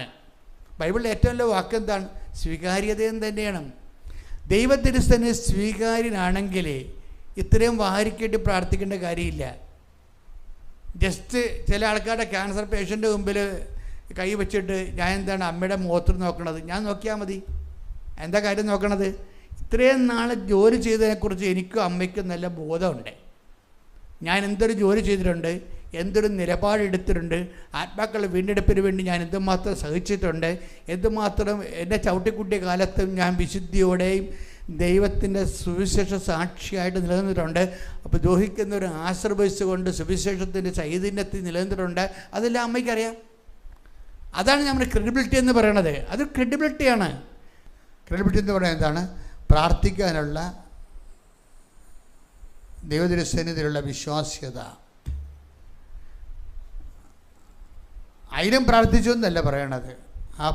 ഒരു പ്രാർത്ഥനയെങ്കിലും പ്രാർത്ഥിക്കുവാൻ ദൈവത്തിരുസന്നിധിയിൽ പ്രാർത്ഥിക്കാനുള്ള കൃപ പോലെ തന്നെ പ്രധാനപ്പെട്ടതാണ് പ്രാർത്ഥിക്കാനുള്ള വിശ്വാസ്യത. ദൈവത്തിരുസന്നിധി ദൈവം നിൻ്റെ പ്രാർത്ഥനകളെ, ഇപ്പം യേശു ക്രിസ്തുവിന് പകരം വേറെ ആൾക്കാർ കുരിശിൽ കയറിയിട്ട് വല്ല കാര്യമുണ്ട്? എന്തുമാത്രം ആൾക്കാർ കുരിശിൽ കയറി ഇല്ല. യേശു ക്രിസ്തുവിൻ്റെ കാലത്ത് തന്നെ 6000 പേരെ കുരിശിൽ തറച്ചിട്ടുണ്ട്. കർത്താവിൻ്റെ കാലത്ത് തന്നെ 6000 പേരെ റോമാക്കാർ കുരിശിൽ തറച്ചിട്ടുണ്ട്. കുരിശിൽ തന്നെ തറച്ചിട്ടുണ്ട്. ആ കുരിശിൻ്റെ വഴിയൊന്നും നമ്മൾ നടത്തണില്ല. കള്ളന്മാരുടെ കുരിശിൻ്റെ വഴിയൊന്നും നടത്തുക ഇല്ല, നടത്തില്ല. അതിൻ്റെ കാര്യം വെച്ച് കഴിഞ്ഞാൽ ഈശോ പറഞ്ഞിട്ടുണ്ട്, പിതാവായ ദൈവം എനിക്ക് അംഗീകാരം മുദ്ര ചാർത്തിയിരിക്കണമെന്ന്. Praise the Lord. അതാണ് എൻ്റെ വിഷയം. ഈ മനുഷ്യൻ്റെ മനുഷ്യകുലത്തിൻ്റെ പാപത്തിൻ്റെ പരിഹാരമായി യേശു ക്രിസ്തുവായി അർപ്പിക്കുന്ന ദൈവത്തിൻ്റെ കുഞ്ഞാടിൻ്റെ ബലി, അതാണ് ഈ ഏകരക്ഷകൻ എന്നൊക്കെ പറയുന്ന ആശയങ്ങൾ. അതാണ് എന്നുവെച്ചാൽ ലോകത്തിൻ്റെ പാപത്തിന് പരിഹാരം ചെയ്തത് ക്രിസ്തു മാത്രമാണ്.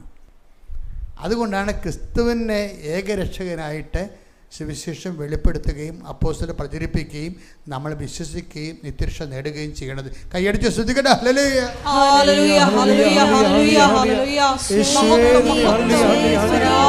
ആരാധന പിതാവേ, നന്ദി പിതാവേ, മഹത്വം പിതാവേ, ആരാധന.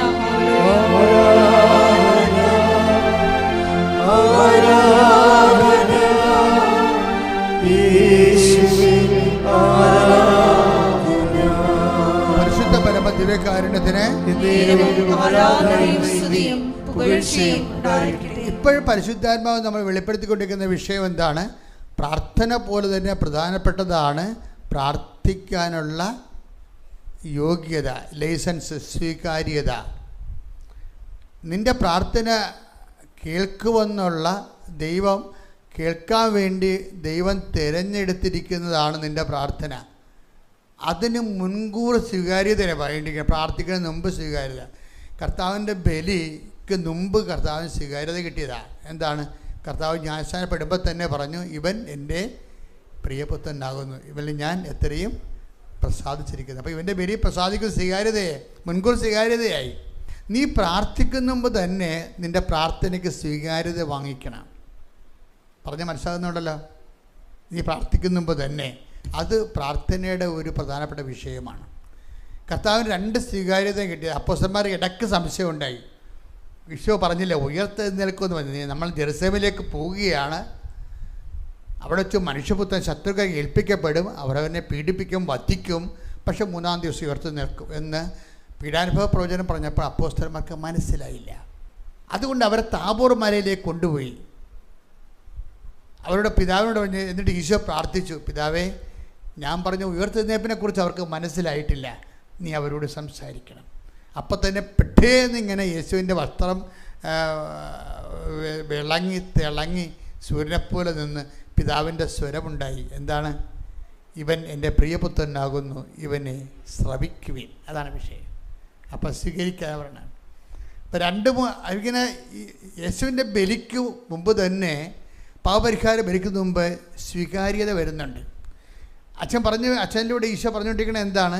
നിങ്ങൾ പ്രാർത്ഥിക്കുന്ന മുമ്പ് തന്നെ നിങ്ങളുടെ പ്രാർത്ഥനയ്ക്ക് സ്വീകാര്യത വാങ്ങിച്ചെടുക്കണം.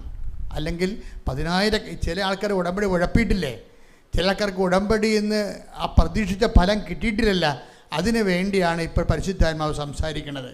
ഉടമ്പടി എടുക്കുന്ന മുമ്പ് തന്നെ എൻ്റെ മക്കളെ, നിങ്ങൾ എടുക്കാൻ പോകുന്ന ഉടമ്പടിക്ക് ദൈവതിരുസേന സ്വീകാര്യതയ്ക്ക് വേണ്ടി നിങ്ങൾ പരിശ്രമിക്കണം. ശ്രദ്ധിക്കട്ടെ. ഹല്ലേലൂയ, ഹല്ലേലൂയ, ഹല്ലേലൂയ, ഹല്ലേലൂയ, ഹല്ലേലൂയ. മഹത്വം, മഹത്വം, ആരാധന, ആരാധന. ദൈവപിതാവേ നന്ദി, പിതാവേ മഹത്വം, ദൈവപിതാവേ ആരാധന. ഹല്ലേലൂയ, യേശുവേ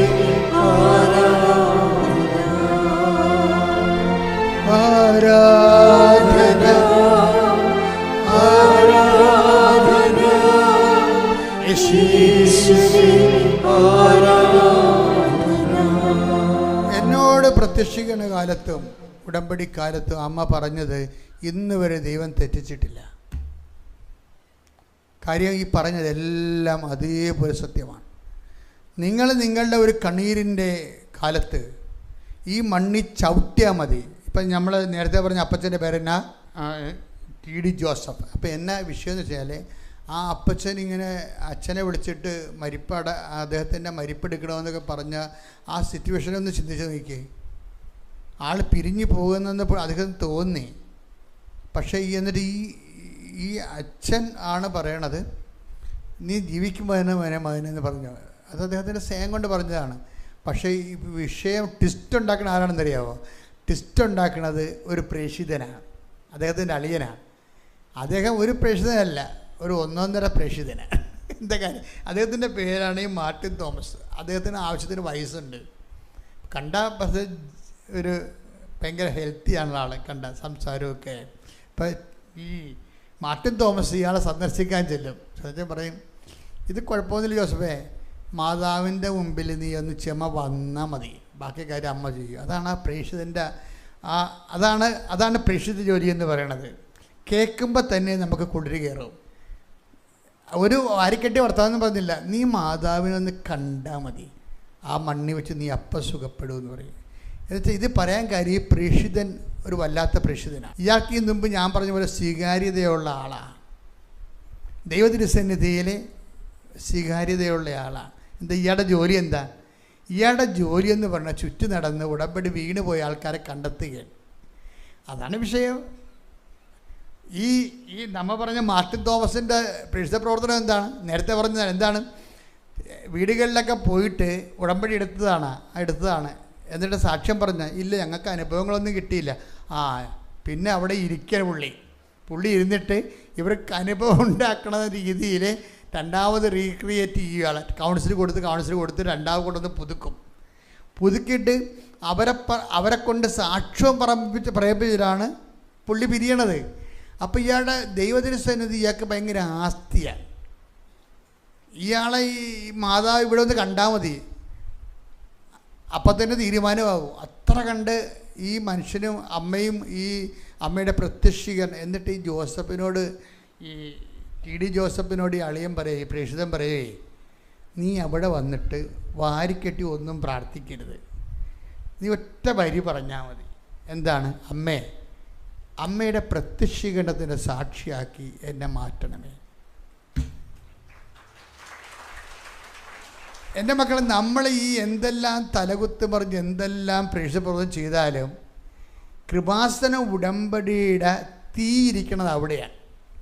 അത് എനിക്ക് പോലും ആദ്യം അറിയത്തില്ല. കാലാന്തരത്തിൽ പരിശുദ്ധാത്മാവ് ടോക്കിൻ്റെ ഇടയ്ക്ക് കൂടിയാണ് ഇത് വെളിപ്പെടുത്തുന്നത്. എന്താണ്? നമ്മൾ ഈ ജനങ്ങളെ ഓരോരോ കാര്യങ്ങൾക്ക് വേണ്ടി പ്രോത്സാഹിപ്പിച്ച് കർത്താവിൻ്റെ സുവിശേഷം സന്ദേശം കൈമാറാൻ വേണ്ടി വിടുമ്പോഴും നീ ഒരിക്കലും കാര്യം മറന്നു പോകരുത്. കല്യാണത്തിൻ്റെ തിരക്ക് കൊണ്ട് കെട്ട് മറന്നു പോകരുതെന്ന് പറയും. എന്തല്ലേ, കല്യാണത്തിന് ഭയങ്കര ആഘോഷവും സ്വീകരണമൊക്കെയാണ്, പക്ഷേ കെട്ടാൻ മറന്നു പോകുന്ന വല്ല കാര്യമുണ്ട്. അതുപോലെ ഇതിൻ്റെ കെട്ടെന്ന് പറഞ്ഞാൽ എവിടെ ഇരിക്കണത്? അമ്മയുടെ പ്രത്യക്ഷീകരണത്തെ സാക്ഷിയാണ്. അപ്പോൾ ഇത് ആരാണ് ഇയാളെ പ്രൊമോട്ട് ചെയ്യണത്? ആരാണ് പ്രൊമോട്ട് ചെയ്യണത്? മാർട്ടിൻ ഈ പ്രേക്ഷിതനാണ്. പ്രേക്ഷിതൻ്റെ ആസ്തി എന്ന് പറഞ്ഞാൽ വല്ലാത്ത ആസ്തിയാണ്. പ്രേക്ഷിതൻ്റെ ആസ്തി എന്ന് പറയണത് ഇയാളെ ഉടമ്പടിക്ക് ശേഷം ഇയാൾക്ക് നല്ല ആസ്തി ഉണ്ടായിട്ടുണ്ട്. ആസ്തി എന്ന് പറഞ്ഞാൽ ഇയാളെല്ലാ ഈ നിർധനരുടെ കുടുംബത്തിൽ പോകും. പാവപ്പെട്ടവർ ഈ ഷെഡൊക്കെ വെച്ച് ടർപ്പോളൊക്കെ കെട്ടി താമസിക്കുന്ന ആൾക്കാരുണ്ടാകുമല്ലേ, എല്ലാ കാലത്തും ഉണ്ടാവും അത്. അവരുടെ വീടുകളിൽ പോകും. എന്നിട്ട് അരി വെച്ചാൽ എങ്ങനെ ജീവിക്കുന്ന, എന്താണ് ഇവിടുത്തെ കുഴപ്പമെന്നൊക്കെ തിരക്കും. അപ്പോൾ ചില വീടുകളിൽ വരുമാനം ഇല്ല. വരുമാനം ഇല്ലെന്ന് പറയുമ്പോൾ എന്താ പ്രശ്നം വെച്ച് കഴിഞ്ഞാൽ, ഇപ്പോൾ വരുമാനം ഉണ്ടായിരുന്ന ആൾ മരിച്ചുപോയി, അയാളെ ചികിത്സിച്ച് കുറേ കടങ്ങളായി, അതിന് ബ്ലേഡിൽ നിന്ന് കാശെടുത്ത് ആ കാശ് വീട്ടിൽ നിന്ന സമയത്ത് വീട്ടിൽ അരി മേടിക്കാൻ കാശില്ല. അപ്പം പിന്നെ അരി മേടിക്കാൻ കാശില്ലാത്തവൻ എങ്ങനെയാണ് പെരകെട്ടാൻ കാശ് ഉണ്ടാകണത്? അങ്ങനെ ഈ പാപത്വങ്ങൾ ഇല്ല, നിർമ്മാർജ്ജനം ചെയ്തൊക്കെ നമുക്കിങ്ങനെ PR വർക്ക് ചെയ്യാവുന്നല്ലാതെ യഥാർത്ഥത്തിൽ അങ്ങനെ ഇല്ല സംഭവം. യഥാർത്ഥത്തിൽ പാവത്വങ്ങൾ എപ്പോഴും ഉണ്ട്. അപ്പം ഇയാൾ ഇതുപോലുള്ള കുടുംബം കണ്ടുപിടിച്ചിട്ട് ഒരു മാസത്തേക്ക് ആവശ്യമായ മൊത്തം സാധനങ്ങൾ അവിടെ ഇറക്കും. അത് ഇയാൾ വലിയ പണിക്കാരനൊന്നുമല്ല. ഇയാൾക്ക് 2 പശു വളർത്തുകാരനാണ്, കർഷകനാണ്, പശു വളർത്തുകാരനാണ്. ഈ പശു വളർത്തുകാരൻ്റെ ഒരു കൂട്ടായ്മ ഉണ്ട്. അവർ ഉടമ്പടിയുടെ ഒരു കൂട്ടായ്മ വയനാട്ടിൽ ഉണ്ടാക്കിയിട്ടുണ്ട്. ആ വയനാട്ടിലെ കൂട്ടായ്മയാണ് ഇതെല്ലാം ചെയ്യണത്. പക്ഷേ എന്നാൽ അതിന് തീയും വിറകും കൊടുക്കുന്നത് ഈ മനുഷ്യനാണ്. അതിൻ്റെ പ്രയോസാനവും പ്രാർത്ഥനയും അവിടെ കൂട്ടായ്മ പ്രാർത്ഥനയൊക്കെ ചെയ്തിട്ട് ഈ വീട്ടിൽ ഈ സാധനങ്ങൾ ഇറക്കി കൊടുക്കും. കാര്യം അവിടെ ഇനി വേലക്ക് പോകാൻ ആരുമില്ല. അതിന് എങ്ങനെ അവർ കടയിൽ പോയി വല്ല മേടിക്കണമെന്ന് കണ്ടു കഴിഞ്ഞാൽ കടക്കാരൻ വിളിക്കും, നിങ്ങൾക്ക് ഇറച്ചി പിടിക്കാൻ കാശുണ്ട്, എൻ്റെ കാശ് തരാല്ലേ, കാശില്ലാതെ ഉള്ളതെന്ന് പറഞ്ഞുകൊണ്ട് അവൻ തന്തക്ക് വിളിക്കും. എങ്ങനെയാണ് മനുഷ്യൻ ജീവിക്കണത്? പാവപ്പെട്ടവൻ്റെ ജീവിതം ഭയങ്കര ഗതികേടാണ്. അപ്പോൾ ഇത് മനസ്സിലാക്കിയെടുക്കുകയാണ് ഉടമ്പടിക്കാരുടെ പ്രധാനപ്പെട്ട വിഷയം. നിങ്ങൾ ഇറങ്ങണം, ഇതുപോലെ ഇറങ്ങിയിട്ട് പാവപ്പെട്ടവൻ്റെ അവസ്ഥ മനസ്സിലാക്കണം. മനസ്സിലാക്കി നിങ്ങൾക്ക് പറ്റിയില്ല എന്നാണ് കൃപാസനത്തോട് പറയണം. ഇന്ന വീട്ടിൽ ഞങ്ങൾ ചെന്നു, അതിൻ്റെ അവസ്ഥ അതാണ്. അതപ്പം നിങ്ങൾക്ക് തോന്നണം ഇതിന് വേറെ ഈ ഭൂമുഖത്ത് ആരും അവരെ സഹായിക്കാനില്ല എന്ന് തോന്നണം. തോന്നിട്ട് നിങ്ങളൊരു അപേക്ഷ വയ്യും. അപ്പോൾ നമുക്കറിയാവില്ല കാര്യങ്ങളുടെ പോക്ക് എങ്ങനെയാണെന്ന്. അപ്പോൾ അങ്ങനെ വരുമ്പോൾ ഞാനത് ഇവിടെ ആൾക്കാരോട് പറയും, ഇങ്ങനെയൊക്കെ ചില കുടുംബങ്ങളുണ്ട്, ആ കൂട്ടായ്മ ഉണ്ട്. അതുപോലെ കൂട്ടായ്മയെ വെക്കാവൂ, വ്യക്തിപരമായിട്ട് വെക്കരുത്. നിങ്ങൾ കൂട്ടായ്മ ഉണ്ടാക്കിയിട്ട് കൂട്ടായ്മയിൽ നിങ്ങൾ ആ വർക്ക് ചെയ്യണം. കാര്യം നമ്മളൊക്കെ ചെയ്യാതിരിക്കാൻ പറ്റത്തില്ല. കാരണം നമ്മൾ ദൈവമായിട്ട് ഉടമ്പടി ചെയ്തൊരു കൂട്ടായ്മ ഉത്തരവാദിത്തമുള്ള ദൈവസമൂഹമാണ്. ഉത്തരവാദിത്തമുള്ള സമൂഹത്തിന് അവൻ്റെ വയറ്റിപ്പഴപ്പ് മാത്രം നോക്കിയിട്ട് ഉടമ്പടി ചെയ്താൽ ഉടമ്പടി വിജയിക്കത്തില്ല. അപ്പം അതുകൊണ്ട് തന്നെ ദൈവത്തിന് സന്നിധി സ്വീകാര്യത ഒരു വിഷയമാണ്. അപ്പോൾ ഈ മനുഷ്യൻ ഇങ്ങനെ ഇത് മാത്രമല്ല ഇയാൾ ചെയ്യണത്. E.D. ജോസഫ് എന്ന് പറഞ്ഞ അയാൾ അങ്ങേരും ഇതിൻ്റെ അകത്ത് ഉസ്താദാണ്. അങ്ങേരെന്താ മകനോട് പറഞ്ഞിരിക്കണേ, മകനെയാണ് ശമ്പളമുള്ളത്, മകൻ്റെ ദശാംശം ഒരു വർഷം എന്നാൽ 10% പൈസ എടുത്തിട്ട് ഭാര്യയും ഭർത്താവും കൂടി ആലോചിച്ചിട്ട് ഓരോ വേദനപ്പെട്ട് ജീവിക്കുന്ന ആൾക്കാർക്ക് അത് പങ്കിട്ട് കൊടുക്കുകയാണ്. ആൾക്കാർക്ക് കൊടുക്കണമെന്നുള്ളതാണ് നമ്മുടെ മനസ്സിലുണ്ടാകുന്ന വിഷയം. മര്യാദക്ക് ദൈവത്തിൻ്റെ സുവിശേഷം സ്വീകരിച്ചെന്ന് ദൈവത്തിന് തോന്നണം നിങ്ങൾ. എന്നാൽ പിന്നെ ഉടമ്പടിയിൽ ഇങ്ങനെ നട്ടോട്ട് ഓടേണ്ട ഒരു കാര്യമില്ല. ആദ്യം ചെയ്യേണ്ടത് ക്രെഡിബിലിറ്റിയാണ്. ഉടമ്പടി ചെയ്യാനുള്ള ക്രെഡിബിലിറ്റി. ഇപ്പോൾ ഈ മനുഷ്യൻ ചെയ്യണ കാര്യം എന്ന് വെച്ച് കഴിഞ്ഞാൽ എനിക്ക് പിന്നെ അതായത് അഗതി മന്ദിരത്തിൽ സന്ദർശിക്കുന്നു, അവിടുത്തെ ബാത്റൂം കഴുകി കൊടുക്കുന്നു, അവിടെ നഖം വെട്ടി കൊടുക്കുന്നു, അവരെ കുളിപ്പിക്കുന്നു. അപ്പോൾ എന്താ സംഭവം? ഉടമ്പടി അങ്ങനെ നിന്ന് കത്തിക്കണ് കേരളത്തിൽ, ലോകം മുഴുവനും. ഇങ്ങനെ കുറേ അധികം പ്രാർത്ഥന പ്രേക്ഷിതരുണ്ട്. അല്ലാതെ ഞായറാഴ്ച ആകുമ്പോൾ ഉടനെ ബൈബിളും കക്ഷത്തിൽ വെച്ച് എവിടെയെങ്കിലും കൊത്തിരുന്ന് കുറേ നേരം 2.5 മണിക്കൂർ പ്രാർത്ഥിച്ചിട്ട് മകന് വേണ്ടി പ്രാർത്ഥിച്ച്, മകൾക്ക് വേണ്ടി പ്രാർത്ഥിച്ച്, ആടിന് വേണ്ടി പ്രാർത്ഥിച്ച്, പശുവിന് വേണ്ടി പ്രാർത്ഥിച്ച്, പിസാക്ക് വേണ്ടി പ്രാർത്ഥിച്ചിട്ട് ഇപ്പോൾ എന്തുമാത്രം ജാതിയാണ്. നമ്മൾ കാണാം, റോഡെ കാണാം, ബൈബിളെടുത്തുകൊണ്ട് പോകുന്നത് എല്ലാം സ്വന്തം കൈയാണ്. ഇതിങ്ങനെ വർക്കൗട്ട് ചെയ്യാൻ പറ്റത്തില്ല ശരിക്കും. അതായത് ഇന്ന് ചെയ്യണമെന്ന് വെച്ച് കഴിഞ്ഞാൽ ഇതോട് കൂടി ജോസഫ് ഈ ആദ്യം പറഞ്ഞ പ്രേക്ഷിത മാർട്ടിൻ തോമസ് പറഞ്ഞ് നമുക്ക് മാതാവിനെ പോയി കാണാം, കാര്യം മരിക്കുമെന്ന് ഉറപ്പായില്ലേ, ഇനി മാതാവിനെ പോയി കാണാം. നിങ്ങൾ പ്രാർത്ഥിക്കേണ്ട ഇത്രയേ ഉള്ളൂ, ഒറ്റ പ്രാർത്ഥന. എന്താണ്? അമ്മയുടെ പ്രത്യക്ഷീകരണത്തിൻ്റെ സാക്ഷിയാക്കണം. ഈ മനുഷ്യൻ ഇവിടെ വന്ന് ഇറങ്ങുകയും ഇങ്ങനെ പറയണേ, ഞാൻ ഒരു ദിവസം ഇവിടെ ഉണ്ടായിരുന്നു, പിറ്റേ ദിവസം രാവിലെയാണ് ഇവിടുന്ന് പോയത്. അപ്പോൾ എനിക്കെൻ്റെ മുറികളിലേക്ക് ഞാൻ വാടകയ്ക്കൊരു മുറി എടുത്ത് അതായത് ഈ പറഞ്ഞ TD ജോസഫ് പറഞ്ഞു, ഞാൻ വാടകയ്ക്കൊരു മുറിയെടുത്ത്, അപ്പോൾ അതിൻ്റെ മുകളിലാണ് എനിക്ക് മുറി കിട്ടിയത്. ഞാൻ വന്നിട്ട് എനിക്ക് ഒരു ചെവിട് പോലും മുകളിലോട്ട് വെക്കാൻ പറ്റിയില്ല.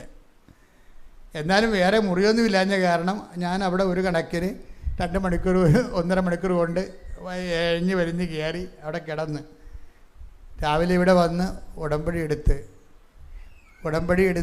ഇവിടെ ചവിട്ടിയപ്പോൾ തന്നെ പറഞ്ഞു, അമ്മ എന്നെ പ്രത്യക്ഷീകരണത്തിൻ്റെ സാക്ഷിയാക്കണമേ. വേറെ ഒന്നും പ്രാർത്ഥിക്കാനില്ല ഇവിടെ. ബാക്കിയുള്ള അഡീഷണൽ പ്രയർ പിന്നെ വരണതാണ്. ഓപ്പൺ പ്രയർ എന്ന് പറഞ്ഞാൽ എന്താണ്? ഓപ്പൺ പ്രയർ എന്ന് പറയുന്നത് നമ്മൾ കട തുറന്നു കഴിഞ്ഞാൽ കടയിൽ പല ക്യാഷ് ബോക്സും ഇത് അലമാരിയൊക്കെ ഉണ്ടാക്കി തുറക്കാം. പക്ഷെ കട തുറക്കണത് എന്തുകൊണ്ടാണ്? ഒറ്റ താക്കോലാണ്. അമ്മയുടെ പ്രത്യക്ഷീകരണത്തിൻ്റെ സാക്ഷിയാക്കി എന്നെ മാറ്റണമേ. അതാണ് വിഷയം. അതിനുവേണ്ടി നീ ചെയ്യണം മുഴുവൻ പ്രേക്ഷിത പ്രവർത്തനവും ആ ഒറ്റ കാര്യത്തിനാണ്. എന്തിനാണ്? അമ്മയുടെ പ്രത്യക്ഷീകരണത്തിൻ്റെ സാക്ഷിയാക്കി എന്നെ മാറ്റണമേ. അത് നിനക്ക് എപ്പോഴും പ്രാർത്ഥിക്കാം. കിടക്കാൻ നേരത്തും പ്രാർത്ഥിക്കാം, എഴുന്നേക്കാൻ നേരത്തും പ്രാർത്ഥിക്കാം. അമ്മയുടെ പ്രത്യക്ഷീകരണത്തിൻ്റെ സാക്ഷിയാക്കി എന്നെ മാറ്റണമേ. എന്തൊരു മനോഹരമായ പ്രാർത്ഥന! സൗന്ദര്യമല്ല, ശക്തിയാണ് ആ പ്രാർത്ഥന. ഇയാൾക്ക് അന്ന് തന്നെ ഇയാളുടെ ചീട്ട് നോക്കിയപ്പോൾ അച്ഛനെ കാണാനിടതെന്ന് ഇയാളെന്നോട് സംസാരിച്ചു. ഞാൻ ഇയാളുടെ വിഷയം കൊണ്ട് അമ്മയുടെ അടുത്ത് കൊടുത്തു. അമ്മയുടെ മധ്യസ്ഥ ഈശോയ്ക്ക് സമർപ്പിച്ചിട്ട് അങ്ങയുടെ തലയിൽ തൈത്ത് പൂശി അങ്ങേരെ പോയി കിടന്ന് പിറ്റേ ദിവസം പോവുകയാണ്. പക്ഷെ അങ്ങേരെ പോയി കിടന്ന് ഇവിടെ നിന്ന് പോയപ്പോൾ തന്നെ പുള്ളിക്ക് ബലം തോന്നി ശരീരത്തിന്. ഇയാൾ നേരെ ചവിട്ടിയാണ് കയറണം. പണ്ട് ഇഴഞ്ഞു കയറിയ ആൾ ചവിട്ടി കയറാൻ തുടങ്ങി. അപ്പം തന്നെ അമ്മ തൊട്ടെന്നറിഞ്ഞ അമ്മ തൊട്ട്. പിന്നെ ഇയാൾ ഉടനെ പിറ്റേ ദിവസം അപ്പം അയാൾക്ക് തോന്നി അയാൾ ഓക്കെ ആയി. സെക്കൻഡുകൾക്കുള്ളതാണേ, സെക്കൻഡുകൾക്കുള്ള. അതായത് മർമ്മമാണ് നമ്മുടെ പ്രാർത്ഥന, നമ്മുടെ അസ്ഥിവാരങ്ങളെ, നമ്മുടെ പ്രേക്ഷിത പ്രവർത്തനങ്ങളും ഒക്കെ. ഇപ്പം തന്നെ ഈ അയാളെ എന്താ ചെയ്യണമെന്ന് ഞാൻ പറഞ്ഞില്ല. മാർട്ടിൻ തോമസ് ചെയ്യുന്നത്, അയാളെ ഈ ജോസഫ് ആശുപത്രി കിടക്കുമ്പോൾ, ഈ പേഷ്യൻ്റ് ആശുപത്രി കിടക്കുമ്പോൾ ഇയാളെ കൊണ്ടുവന്ന അളിയൻ ഇവിടുന്ന് ഈ 11 ഭാഷയുടെ 10 രൂപ മേടിച്ചൊരു 6 ഭാഷ ബാംഗ്ലൂർ റോഡേ നടന്ന് വിതരണം ചെയ്യുകയും. നോക്കി, നിങ്ങളാണ് നിങ്ങളുടെ അളിയനെ മാത്രമേ ആശുപത്രി കൊണ്ടുപോകണമെങ്കിൽ നിലയം വിളിച്ച് മുഖത്ത് കഴിയുമ്പോൾ അല്ല കഴിച്ചാ എന്ന് പറഞ്ഞിരിക്കും അവിടെ. അത്രേ ഉള്ളു. വെള്ളം വേണം എന്ന് ചോദിക്കൂ. ചില ബൈസ്റ്റാൻഡറിന് തലക്ക് പിടിച്ച് നിലക്കത്ത് അടിക്കാൻ തോന്നും. എന്ന് വെച്ച് കഴിഞ്ഞാൽ ഇവളുടെ അളിഞ്ഞ മോന്ത കാണുമ്പോൾ തന്നെ രോഗിക്ക് ഇതിനേക്കാളെല്ലാം മരിക്കണം തോന്നിപ്പോവും. വെള്ളം വേണം, കുടിച്ചാ ചക്കടില്ല എന്ന് പറഞ്ഞിരിക്കും. അതല്ല ക്രിസ്തീയ ജീവിതം. ഈ നോക്കിയേ, കണ്ടുപഠിക്ക്. ഈ അളിയനെ ആശുപത്രി കൊണ്ട് ഇട്ടിട്ട് ഈ മനുഷ്യൻ 11 ഭാഷ 10 രൂപ മേടിച്ചിട്ടുണ്ട്. 6 ഭാഷയുടെ പ്രാർത്ഥന കൊണ്ട് റോഡേ മുഴുവൻ ചുറ്റും നടക്കുകയും കാണുന്നവൻ്റെ ഭാഷ ചോദിച്ചൊരു പത്രം കൊടുക്കുകയും എന്നിട്ട് വിഷയം പറയണം മാതാവിനെക്കുറിച്ച്. ഇങ്ങനെയുള്ളവനൊക്കെ ചുമ്മാ ഇവിടെ ഒന്ന് നോക്കിയാൽ മതി മാതാവിനെ.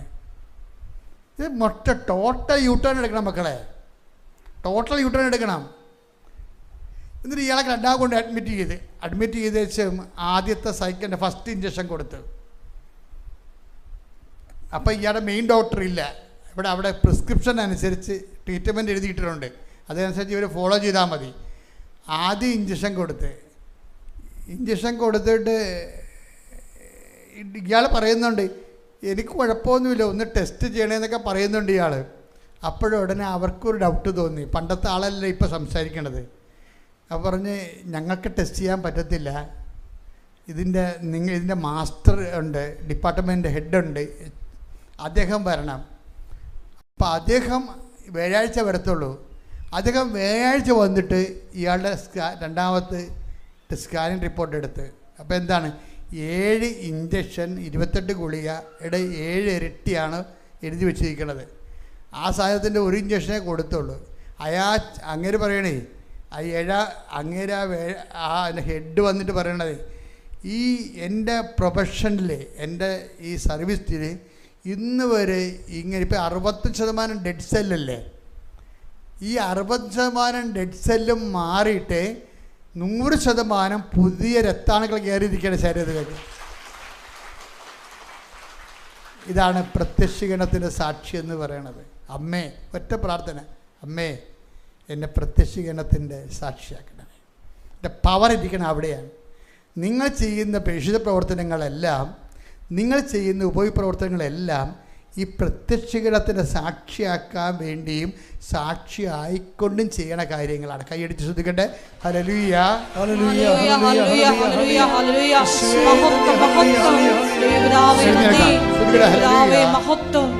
എല്ലാവരും എഴുന്നേൽക്കട്ടെ. ഹല്ലേലൂയ, ഹല്ലേലൂയ, ഹല്ലേലൂയ, ഹല്ലേലൂയ, ഹല്ലേലൂയ.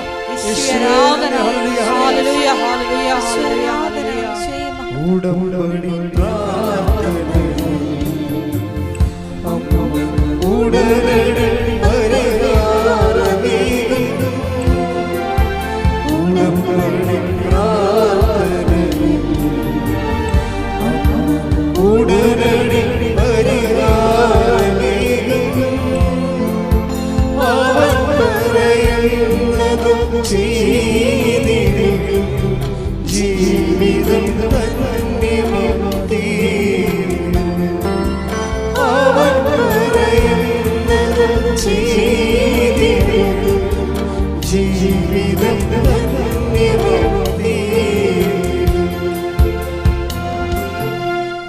പരിശുദ്ധ പരമാ ദിവ്യ കാരുണ്യത്തിന് നേരവും ആരാധനയും സ്തുതിയും പുകഴ്ചയും ഉണ്ടായിരിക്കട്ടെ. പരിശുദ്ധ പരമാ ദിവ്യ കാരുണ്യത്തിന് നേരവും ആരാധനയും സ്തുതിയും പുകഴ്ചയും ഉണ്ടായിരിക്കട്ടെ. പരിശുദ്ധ പരമാ ദിവ്യ കാരുണ്യത്തിന് നേരവും ആരാധനയും സ്തുതിയും പുകഴ്ചയും ഉണ്ടായിരിക്കട്ടെ. നമുക്കെല്ലാവർക്കും കൃപാസനം പ്രത്യക്ഷീകരണ മധ്യസ്ഥ പ്രാർത്ഥന ഏറ്റുചൊല്ലി പ്രാർത്ഥിക്കാം.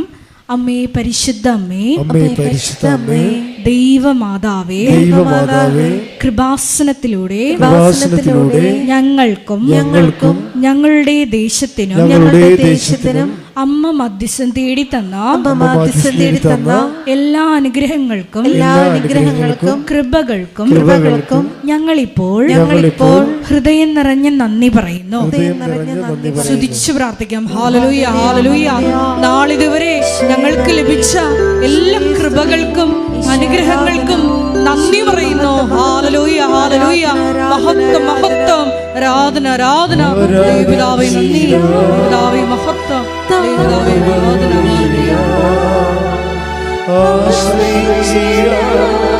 ദിവ്യകാരുണ്യത്തെ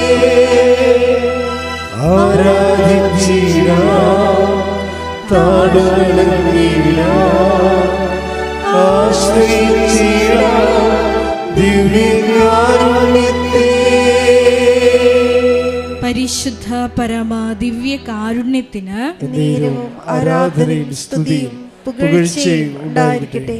പരിശുദ്ധ പരമാ ദിവ്യ കാരുണ്യത്തിന് നേരവും ആരാധനയും സ്തുതിയും പുകഴ്ചയും ഉണ്ടായിരിക്കട്ടെ. പരിശുദ്ധ പരമാ ദിവ്യ കാരുണ്യത്തിന് നേരവും ആരാധനയും സ്തുതിയും പുകഴ്ചയും ഉണ്ടായിരിക്കട്ടെ. അമ്മേ പരിശുദ്ധ അമ്മേ, അമ്മേ പരിശുദ്ധ അമ്മേ, ദൈവമാതാവേ, ദൈവമാതാവേ, 2004 ഡിസംബർ 7-ാം തീയതി ഉച്ചകഴിഞ്ഞ് 2:30 കൃപാസനത്തിൽ സംഭവിച്ച അമ്മയുടെ പ്രത്യക്ഷപ്പെടലിനെ കുറിച്ച് തിരുസഭയ്ക്ക് സമർപ്പിച്ചിരിക്കുന്ന പഠനരേഖകളുടെ മേൽ വസ്തുനിഷ്ഠവും ദൈവശാസ്ത്ര വിധി പ്രകാരമുള്ളതുമായ അന്വേഷണ പഠനങ്ങൾ നടത്തി ആ പ്രത്യക്ഷപ്പെടലിലൂടെ പ്രകടമായ ദൈവമാതാവിന്റെ പ്രത്യേക കരുതലും സംരക്ഷണവും വെളിപ്പെടുത്തുന്ന പീഡിതരുടെ ആശ്വാസവും പ്രവാചകന്മാരുടെ രാജ്ഞിയും വാഗ്ദാനത്തിന്റെ പേടകവും പ്രപഞ്ച പ്രകൃതിയുടെ മാതാവുമായ പരിശുദ്ധമ്മയുടെ ഭക്തി തിരുസഭയിൽ കൂടുതൽ പ്രചരിച്ച് ജീവിതത്തിന്റെ ദുരിത ദുരന്ത അവസ്ഥകളിൽ അകപ്പെട്ട് കഴിയുന്ന അനേകായിരം മക്കൾക്ക് ദൈവത്തിന്റെ സാന്നിധ്യവും സന്ധിപ്പും കൂടുതൽ അനുഭവിക്കുക വഴി ആത്മീയ വിശുദ്ധിയും ആത്മീയ വിശുദ്ധിയും ദൈവശക്തിയും കൈവരിക്കുവാൻ ഞങ്ങളുടെ കുടുംബങ്ങളെ ഇടയാക്കണമേ. സ്തുതിച്ചു പ്രാർത്ഥിക്കാം. ഹല്ലേലൂയ, ഹല്ലേലൂയ, ഹല്ലേലൂയ. ദിവ്യകാരുണ്യനാഥ, മരിയൻ ഉടമ്പടിയെടുത്ത് പ്രാർത്ഥിക്കുന്ന ഞങ്ങളുടെ കുടുംബങ്ങളെ വിശുദ്ധീകരിക്കണമേ എന്ന് പ്രാർത്ഥിക്കുന്നു, ശക്തീകരിക്കണമേ എന്ന് പ്രാർത്ഥിക്കുന്നു, ആത്മാവാൽ വഴി നടത്തണമേ എന്ന് പ്രാർത്ഥിക്കുന്നു, വലിയ വലിയ സാക്ഷികളാക്കി ഉയർത്തണമേ എന്ന് പ്രാർത്ഥിക്കുന്നു. Hallelujah, hallelujah. ദൈവപിതാവേ നന്ദി, ദൈവപിതാവേ മഹത്വം, ദൈവപിതാവേ ആരാധന.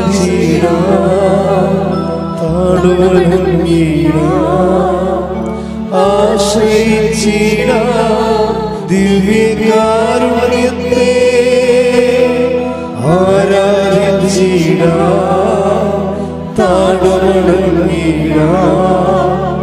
ആശ്രയിച്ചിടാം ദിവ്യകാരുണ്യത്തെ. പരിശുദ്ധ പരമ ദിവ്യ കാരുണ്യത്തിന് ആരാധനയും സ്തുതിയും പുകഴ്ചയും ഉണ്ടായിരിക്കട്ടെ. പരിശുദ്ധ പരമ ദിവ്യ കാരുണ്യത്തിന് ആരാധനയും സ്തുതിയും പുകഴ്ചയും ഉണ്ടായിരിക്കട്ടെ. പരിശുദ്ധ പരമ ദിവ്യ കാരുണ്യത്തിന് ആരാധനയും സ്തുതിയും പുകഴ്ചയും ഉണ്ടായിരിക്കട്ടെ. അമ്മേ പരിശുദ്ധ അമ്മേ, അമ്മേ പരിശുദ്ധ അമ്മേ, ഭൂസ്വർലോകങ്ങളുടെ രാജ്ഞിയായ അങ്ങേയ്ക്ക് ഭൗമ സംരക്ഷണത്തിനായി പ്രപഞ്ച പ്രകൃതിയെ തന്നെ തിരുസഭ പ്രതിഷ്ഠിക്കുവാൻ ഈ പ്രത്യക്ഷീകരണം വഴി ഇടയാക്കണമേ. പരിശുദ്ധ അമ്മേ, ജപമാല മാതാവേ, സകല കൃപാസനം പ്രാർത്ഥനകളോടും ചേർത്ത് ഞങ്ങൾ ഇപ്പോൾ പ്രാർത്ഥിക്കുന്ന ഈ സമൂഹത്തിന്റെ പ്രത്യേക നിയോഗങ്ങളും മൗനമായിട്ട് നമ്മുടെ വ്യക്തിപരമായ പ്രാർത്ഥനാ വിഷയങ്ങളും സമാനമായിട്ടുള്ള ജീവിത ദുരിതങ്ങളിലൂടെ കടന്നു പോകുന്ന മക്കളെയും കൃപാസനത്തിൽ ജീവനോടെ പ്രത്യക്ഷയായ ദൈവമാതാവിൻ്റെ മധ്യസ്ഥയിൽ ദിവ്യകാരുണ്യ സന്നിധിയിൽ സമർപ്പിച്ച് നമുക്കൊരു നിമിഷം പ്രാർത്ഥിക്കാം.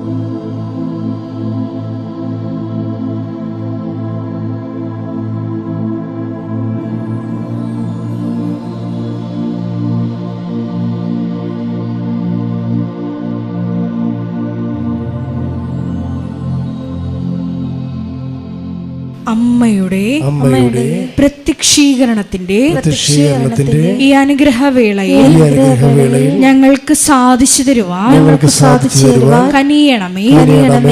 ആമേൻ. സ്തുതിച്ചു പ്രാർത്ഥിക്കാം. ഹല്ലേലൂയ, ഹല്ലേലൂയ, ഹല്ലേലൂയ, ഹല്ലേലൂയ. ഒരിക്കൽ കൂടി നാളിതുവരെ കൃപാസനത്തിൽ വന്ന് മരിയൻ ഉടമ്പടിയെടുത്ത് പ്രാർത്ഥിച്ചു പോയിട്ടുള്ള മുഴുവൻ മക്കളെയും, ഓൺലൈനായി ഉടമ്പടിയെടുത്ത് പ്രാർത്ഥിക്കുന്ന മക്കളെയും, ലൈറ്റ് ക്യാൻഡിൽ പ്രയർ വഴിയായിട്ടും അവർ ഡെയിലി ബ്രെഡ് പ്രാർത്ഥനയിലൂടെയും എല്ലാം തങ്ങളുടെ നിയോഗങ്ങൾ സമർപ്പിക്കുന്ന ഓരോ മക്കളുടെയും വ്യക്തിപരമായ ആവശ്യങ്ങളെ ഞങ്ങൾ ഈ അൾത്താരയിൽ സമർപ്പിച്ച് പ്രാർത്ഥിക്കുന്നു. ഏറെ പ്രത്യേകമായിട്ട് ജീവിത ദുരിതങ്ങളിലൂടെ കടന്നു പോകുന്ന മക്കളുടെ പ്രത്യേകമായ നിയോഗങ്ങളെ ഈ അൾത്താരയിൽ സമർപ്പിച്ച് പ്രാർത്ഥിക്കുന്നു. ഗുരുതരമായിട്ടുള്ള രോഗാവസ്ഥകളിലൂടെ കടന്നു പോകുന്ന മക്കളെ ഈ അൾത്താരയിൽ സമർപ്പിച്ച് പ്രാർത്ഥിക്കുന്നു. കടഭാരത്താൽ വലയുന്നവരെയും, ജോലി ഇല്ലാതെ വിഷമിക്കുന്നവരെയും, വിവാഹബന്ധം പിരിഞ്ഞു നിൽക്കുന്നവരെയും, മക്കളില്ലാതെ വിഷമിക്കുന്ന ദമ്പതികളെയും, കുഞ്ഞു മക്കളെയും പ്രത്യേകമായിട്ട് സമർപ്പിച്ച് പ്രാർത്ഥിക്കുന്നു. ഇതിന്റെ ശക്തി എല്ലാ മേഖലകളിലും ഈ ആരാധനയുടെ യോഗ്യതയാൽ പ്രകടമാക്കണമേ എന്ന് പ്രാർത്ഥിക്കുന്നു. കൃപാസനത്തിൽ നടന്ന പരിശുദ്ധ അമ്മയുടെ പ്രത്യക്ഷീകരണ സ്ഥിരീകരണത്തിനായി മക്കളുടെ നിയോഗങ്ങളെ ഏറ്റെടുക്കണമേ എന്ന് പ്രാർത്ഥിക്കുന്നു. ഹല്ലേലൂയ, ഹല്ലേലൂയ, ഹല്ലേലൂയ. മഹത്വം, മഹത്വം, ആരാധന ആരാധന. ഹല്ലേലൂയ ഹല്ലേലൂയ ഹല്ലേലൂയ. നമുക്കെല്ലാവർക്കും എഴുന്നേറ്റ് നിന്നുകൊണ്ട് കരങ്ങളടിച്ചുകൊണ്ട് ദൈവസ്നേഹത്തോടെ സന്തോഷത്തോടെ ദൈവത്തെ മഹത്വപ്പെടുത്തി ഗായക സംഘത്തോട് ചേർന്നുകൊണ്ട് പാടി പ്രാർത്ഥിക്കാം.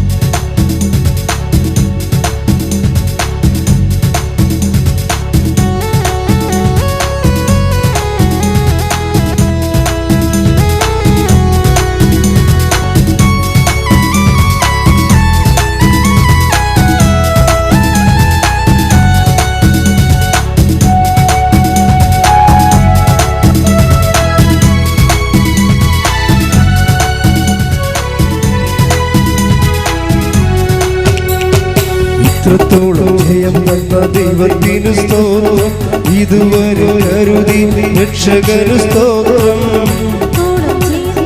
ദൈവത്തിനു സ്തോത്രം, ഇതുവരെ കരുതി രക്ഷകനു സ്തോത്രം. ഇനിയും കൃപ തോന്നി കരുതിടണേ, ഇനിയും നടത്തണേ തിരുഹിതം. ഇനിയും കൃപ തോന്നി കരുതിടണേ, ഇനിയും നടത്തണേ തിരുഹിതം. ഇത്രത്തോളം ജയം എന്ന ദൈവത്തിന് സ്തോത്രം, ഇതുവരെ കരുതി രക്ഷകന് സ്തോത്രം. ഇനിയും കൃപ തോന്നി കരുതിടണേ, ഇനിയും നടത്തണേ തിരുഹിതം. ഇനിയും കൃപ തോന്നി കരുതിടണേ, ഇനിയും നടത്തണേ തിരുഹിതം. സ്തുതിച്ച് പ്രാർത്ഥിക്കാം. ഹല്ലേലൂയ ഹല്ലേലൂയ ഹല്ലേലൂയ ഹല്ലേലൂയ.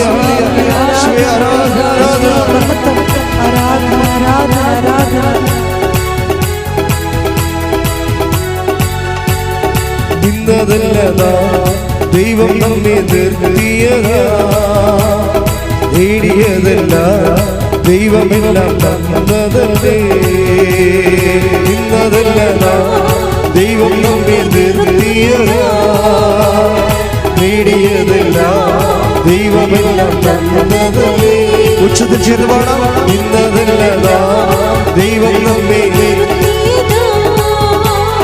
നേടിയതല്ല ദൈവമെല്ലാം തന്നതല്ലേ. നടത്തിയ വിധങ്ങളെ ഓർത്തിടുമ്പോൾ നന്ദിയോടെ നാദം സ്തുതി പാടിടാം. നടത്തിയ വിധങ്ങളെ ഓർത്തിടുമ്പോൾ നന്ദിയോടെ നാദം സ്തുതി. കൈകൾ ഉയർത്തി. ഇത്രത്തോളം ജയം തന്ന ദൈവത്തിന് സ്തോത്രം, ഇതുവരെ കരുതി രക്ഷകന് സ്തോത്രം. ഇത്രത്തോളം ജയം തന്ന ദൈവത്തിന് സ്തോത്രം, ഇതുവരെ കരുതിയ രക്ഷകന് സ്തോത്രം. ഇനിയും കൃപ തോന്നി കരുതിടണേ, ഇനിയും നടത്തണേ തിരുഹിതം. ഇനിയും കൃപ തോന്നി കരുതിടണേ, ഇനിയും നടത്തണേ തിരുഹിതം.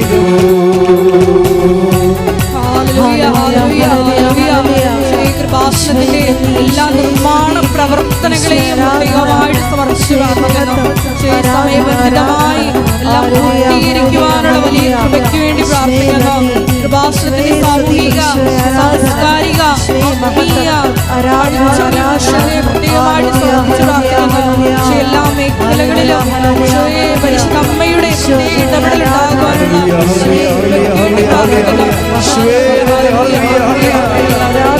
ഹല്ലേലൂയ ഹല്ലേലൂയ ഹല്ലേലൂയ ഹല്ലേലൂയ ഹല്ലേലൂയ ഹല്ലേലൂയ ഹല്ലേലൂയ. യേശുവേ ആരാധന, യേശുവേ മഹത്വം മഹത്വം മഹത്വം മഹത്വം.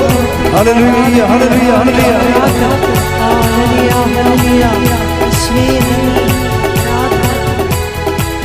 പരമദിവ്യകാരണത്തിന് ആരാധനയും സ്തുതിയും പുകഴ്ചയും ഉണ്ടായിരിക്കട്ടെ. എൻ്റെ മക്കളെ, അച്ഛൻ ഓരോ പ്രാർത്ഥനകൾ പ്രാർത്ഥിക്കുമ്പോഴും നിങ്ങളുടെ ജോലി, വീട്, വിവാഹം, മക്കൾ, നിങ്ങളുടെ വിസ, നിങ്ങളുടെ ജപ്തി നടപടി, നിങ്ങളുടെ കുടുംബസമാധാനം, ഭർത്താവും ഭാര്യയും പിരിഞ്ഞിരിക്കണത്, അതുപോലെ കേസുകൾ, വഴക്കുകൾ, ഇങ്ങനെ ജീവിതത്തിൻ്റെ എല്ലാ പ്രാർത്ഥനയും ഞാൻ പ്രാർത്ഥിക്കുമ്പോൾ നിങ്ങൾ ഒറ്റ സ്വരത്തിൽ ഒറ്റ പ്രാർത്ഥന ചെയ്യണം. എന്താണ്? അമ്മേ, ഞങ്ങളെ അങ്ങയുടെ പ്രത്യക്ഷീകരണത്തിൻ്റെ സാക്ഷിയാക്കണമേ. ഓക്കെ അല്ലേ? ശ്രുതിക്കട്ടെ. ഹല്ലേലൂയ ഹല്ലേലൂയ ഹല്ലേലൂയ ഹല്ലേലൂയ ഹല്ലേലൂയ. ഈശോയെ നന്ദി, ആരാധന. ദൈവനാമേ നന്ദി, ഈശോയെ മഹത്വം, ആരാധന. ഹല്ലേലൂയ. കർത്താവേ, നിന്റെ ഉന്നതമായ നാമത്തിന് സ്തോത്രം ചെയ്യുന്നു. ശ്രദ്ധിക്കട്ടെ, ശ്രദ്ധിക്കട്ടെ. ഹല്ലേലൂയ. ഹല്ലേലൂയ, ഹല്ലേലൂയ. കർത്താവിന്റെ ഉന്നതമായ നാമത്തിന് സ്വസ്ഥം ചെയ്യും. ഏറ്റു പ്രാർത്ഥിക്കുക. കർത്താവായ ദൈവമേ, കർത്താവായ ദൈവമേ, ജപ്തി നടപടി നേരിടുന്ന എല്ലാ മക്കളെയും അങ്ങേക്ക് സമർപ്പിക്കുന്നു. കർത്താവേ, അമ്മയുടെ പ്രത്യക്ഷീകരണത്തിന്റെ സാക്ഷിയാകുവാൻ അവരിന്ന് അനുഭവിക്കുന്ന എല്ലാ സങ്കടങ്ങളിൽ നിന്ന് അവർക്ക് വിടുതൽ നൽകണം.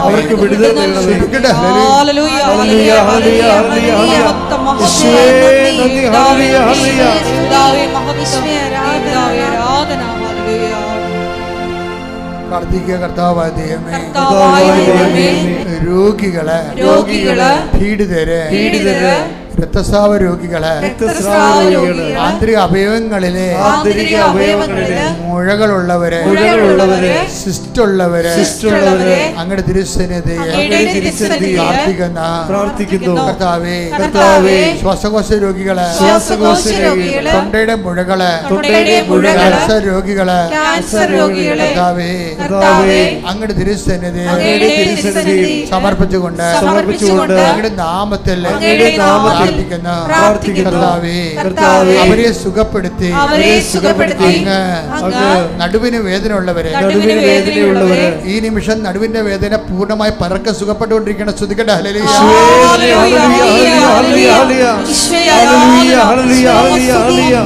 I command you in the name of Jesus Christ.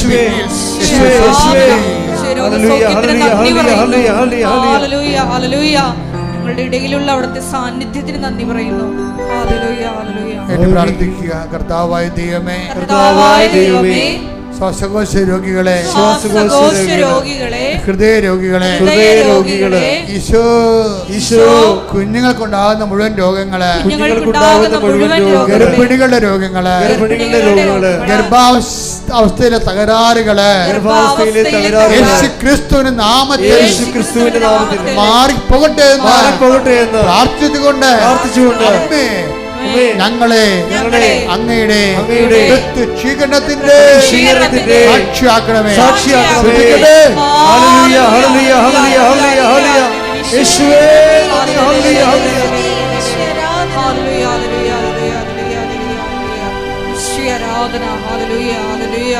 ഒരുമിച്ച് പാടാം. ശ്രദ്ധിക്കണേ.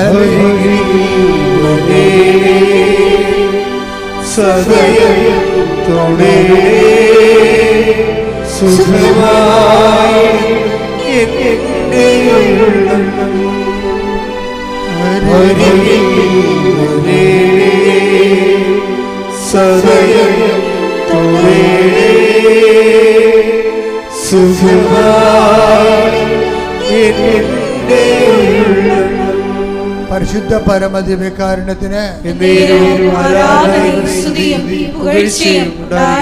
മകളുടെ പരീക്ഷ കഴിഞ്ഞ പിള്ളേരെ ഇപ്പോഴേ BTUവിൻ്റെ പരീക്ഷ നടക്കാൻ പോകുന്ന, PSC പരീക്ഷ നടക്കാൻ പോകുന്ന, പരീക്ഷ എഴുതി കഴിഞ്ഞിരിക്കുന്ന കുഞ്ഞുങ്ങൾക്ക് നല്ല റിസൾട്ട് കിട്ടിക്കൊണ്ട്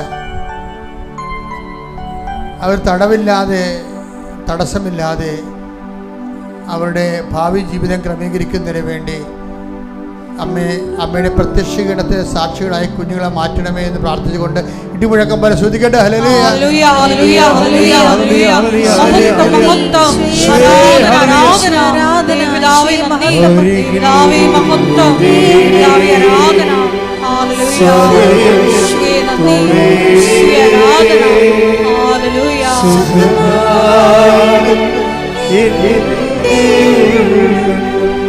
മക്കളെ, സമാധാനമില്ലാത്തവര്, പലതരത്തിലുള്ള ആസക്തികളെ കുഞ്ഞുങ്ങളെ കൊണ്ട് പൊറുതിമുട്ടിയവരുണ്ട്. ചില കേസുകളിൽ പെട്ട് മക്കള് ജയിലിൽ കിടക്കുന്ന അമ്മമാരുണ്ട്.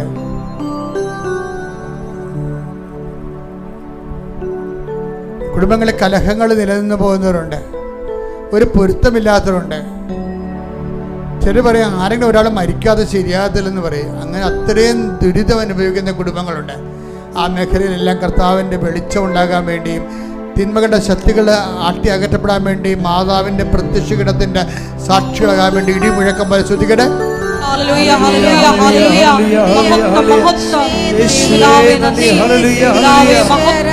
ദൈവപിതാവേ ആരാധന. ഹല്ലേലൂയ. യേശുവേ നന്ദി. യേശുവേ ആരാധന. ഹല്ലേലൂയ.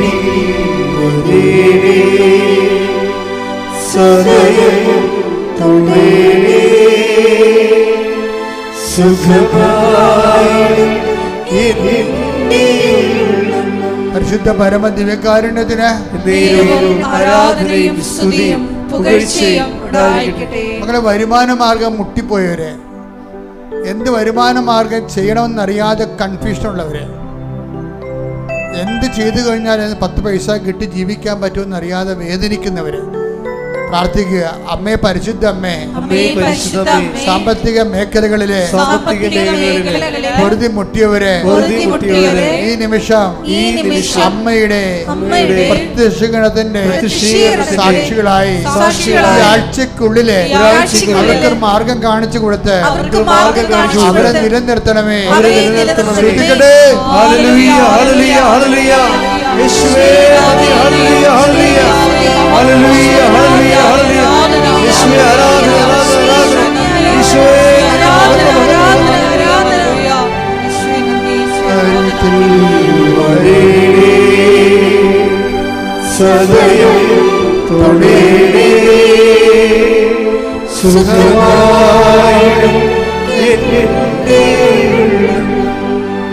ശരീരം അഴുക്കൽ രോഗങ്ങളെ കർത്താവ് സുഖപ്പെടുത്തുന്നുണ്ട്.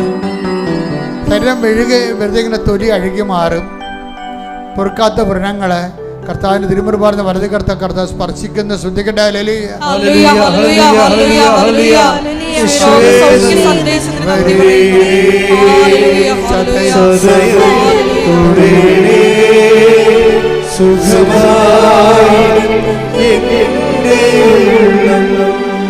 എല്ലാവരും മുട്ടേ നിൽക്കുക. വ്യക്തിപരമായ കാര്യങ്ങൾ ഓൺലൈനിലുള്ളവരും തീർത്ഥാടനത്തിലുള്ളവരും അച്ഛൻ പ്രാർത്ഥിക്കാൻ വിട്ടുപോയ വിഷയങ്ങൾ അച്ഛൻ്റെ കൂടെ ദൈവതിരുസേനയിൽ പ്രാർത്ഥിക്കുന്ന സമയമാണ്.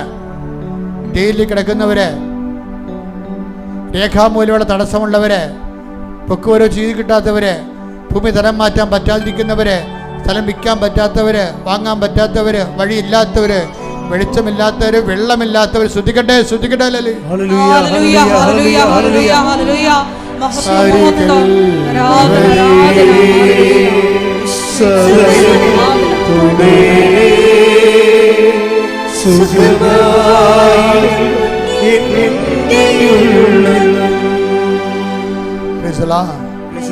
അറിയിപ്പുകള്.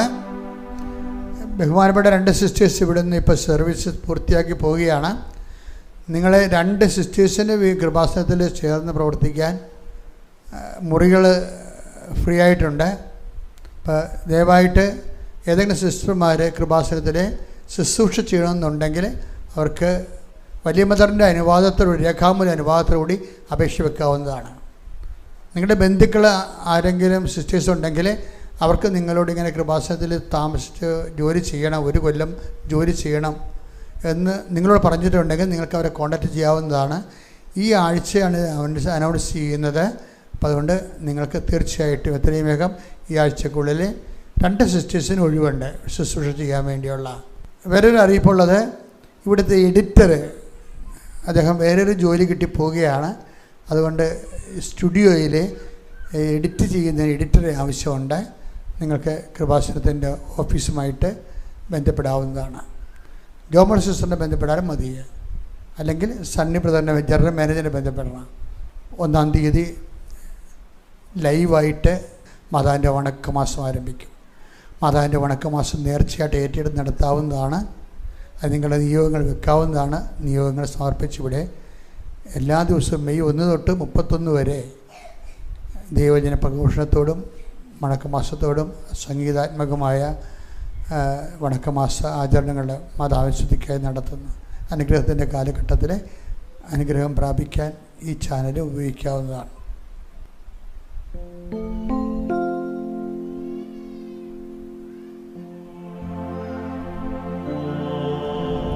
ശിരസ് നമിച്ച് നമുക്ക് ദിവ്യകാരുണ്യനാഥന്റെ ആശീർവാദം സ്വീകരിക്കാം.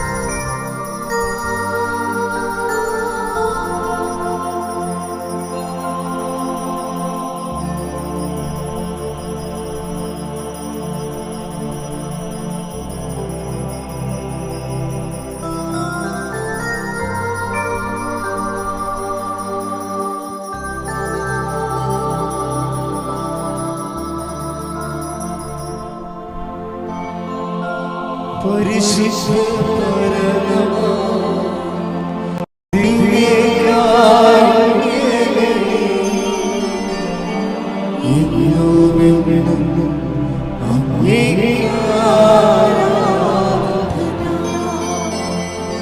പരിശുദ്ധ പരമമാ ദിവ്യകാരുണ്യമേ എന്നും അങ്ങേക്ക് ആരാധന. പരിശുദ്ധ പരമമാ ദിവ്യകാരുണ്യമേ എന്നും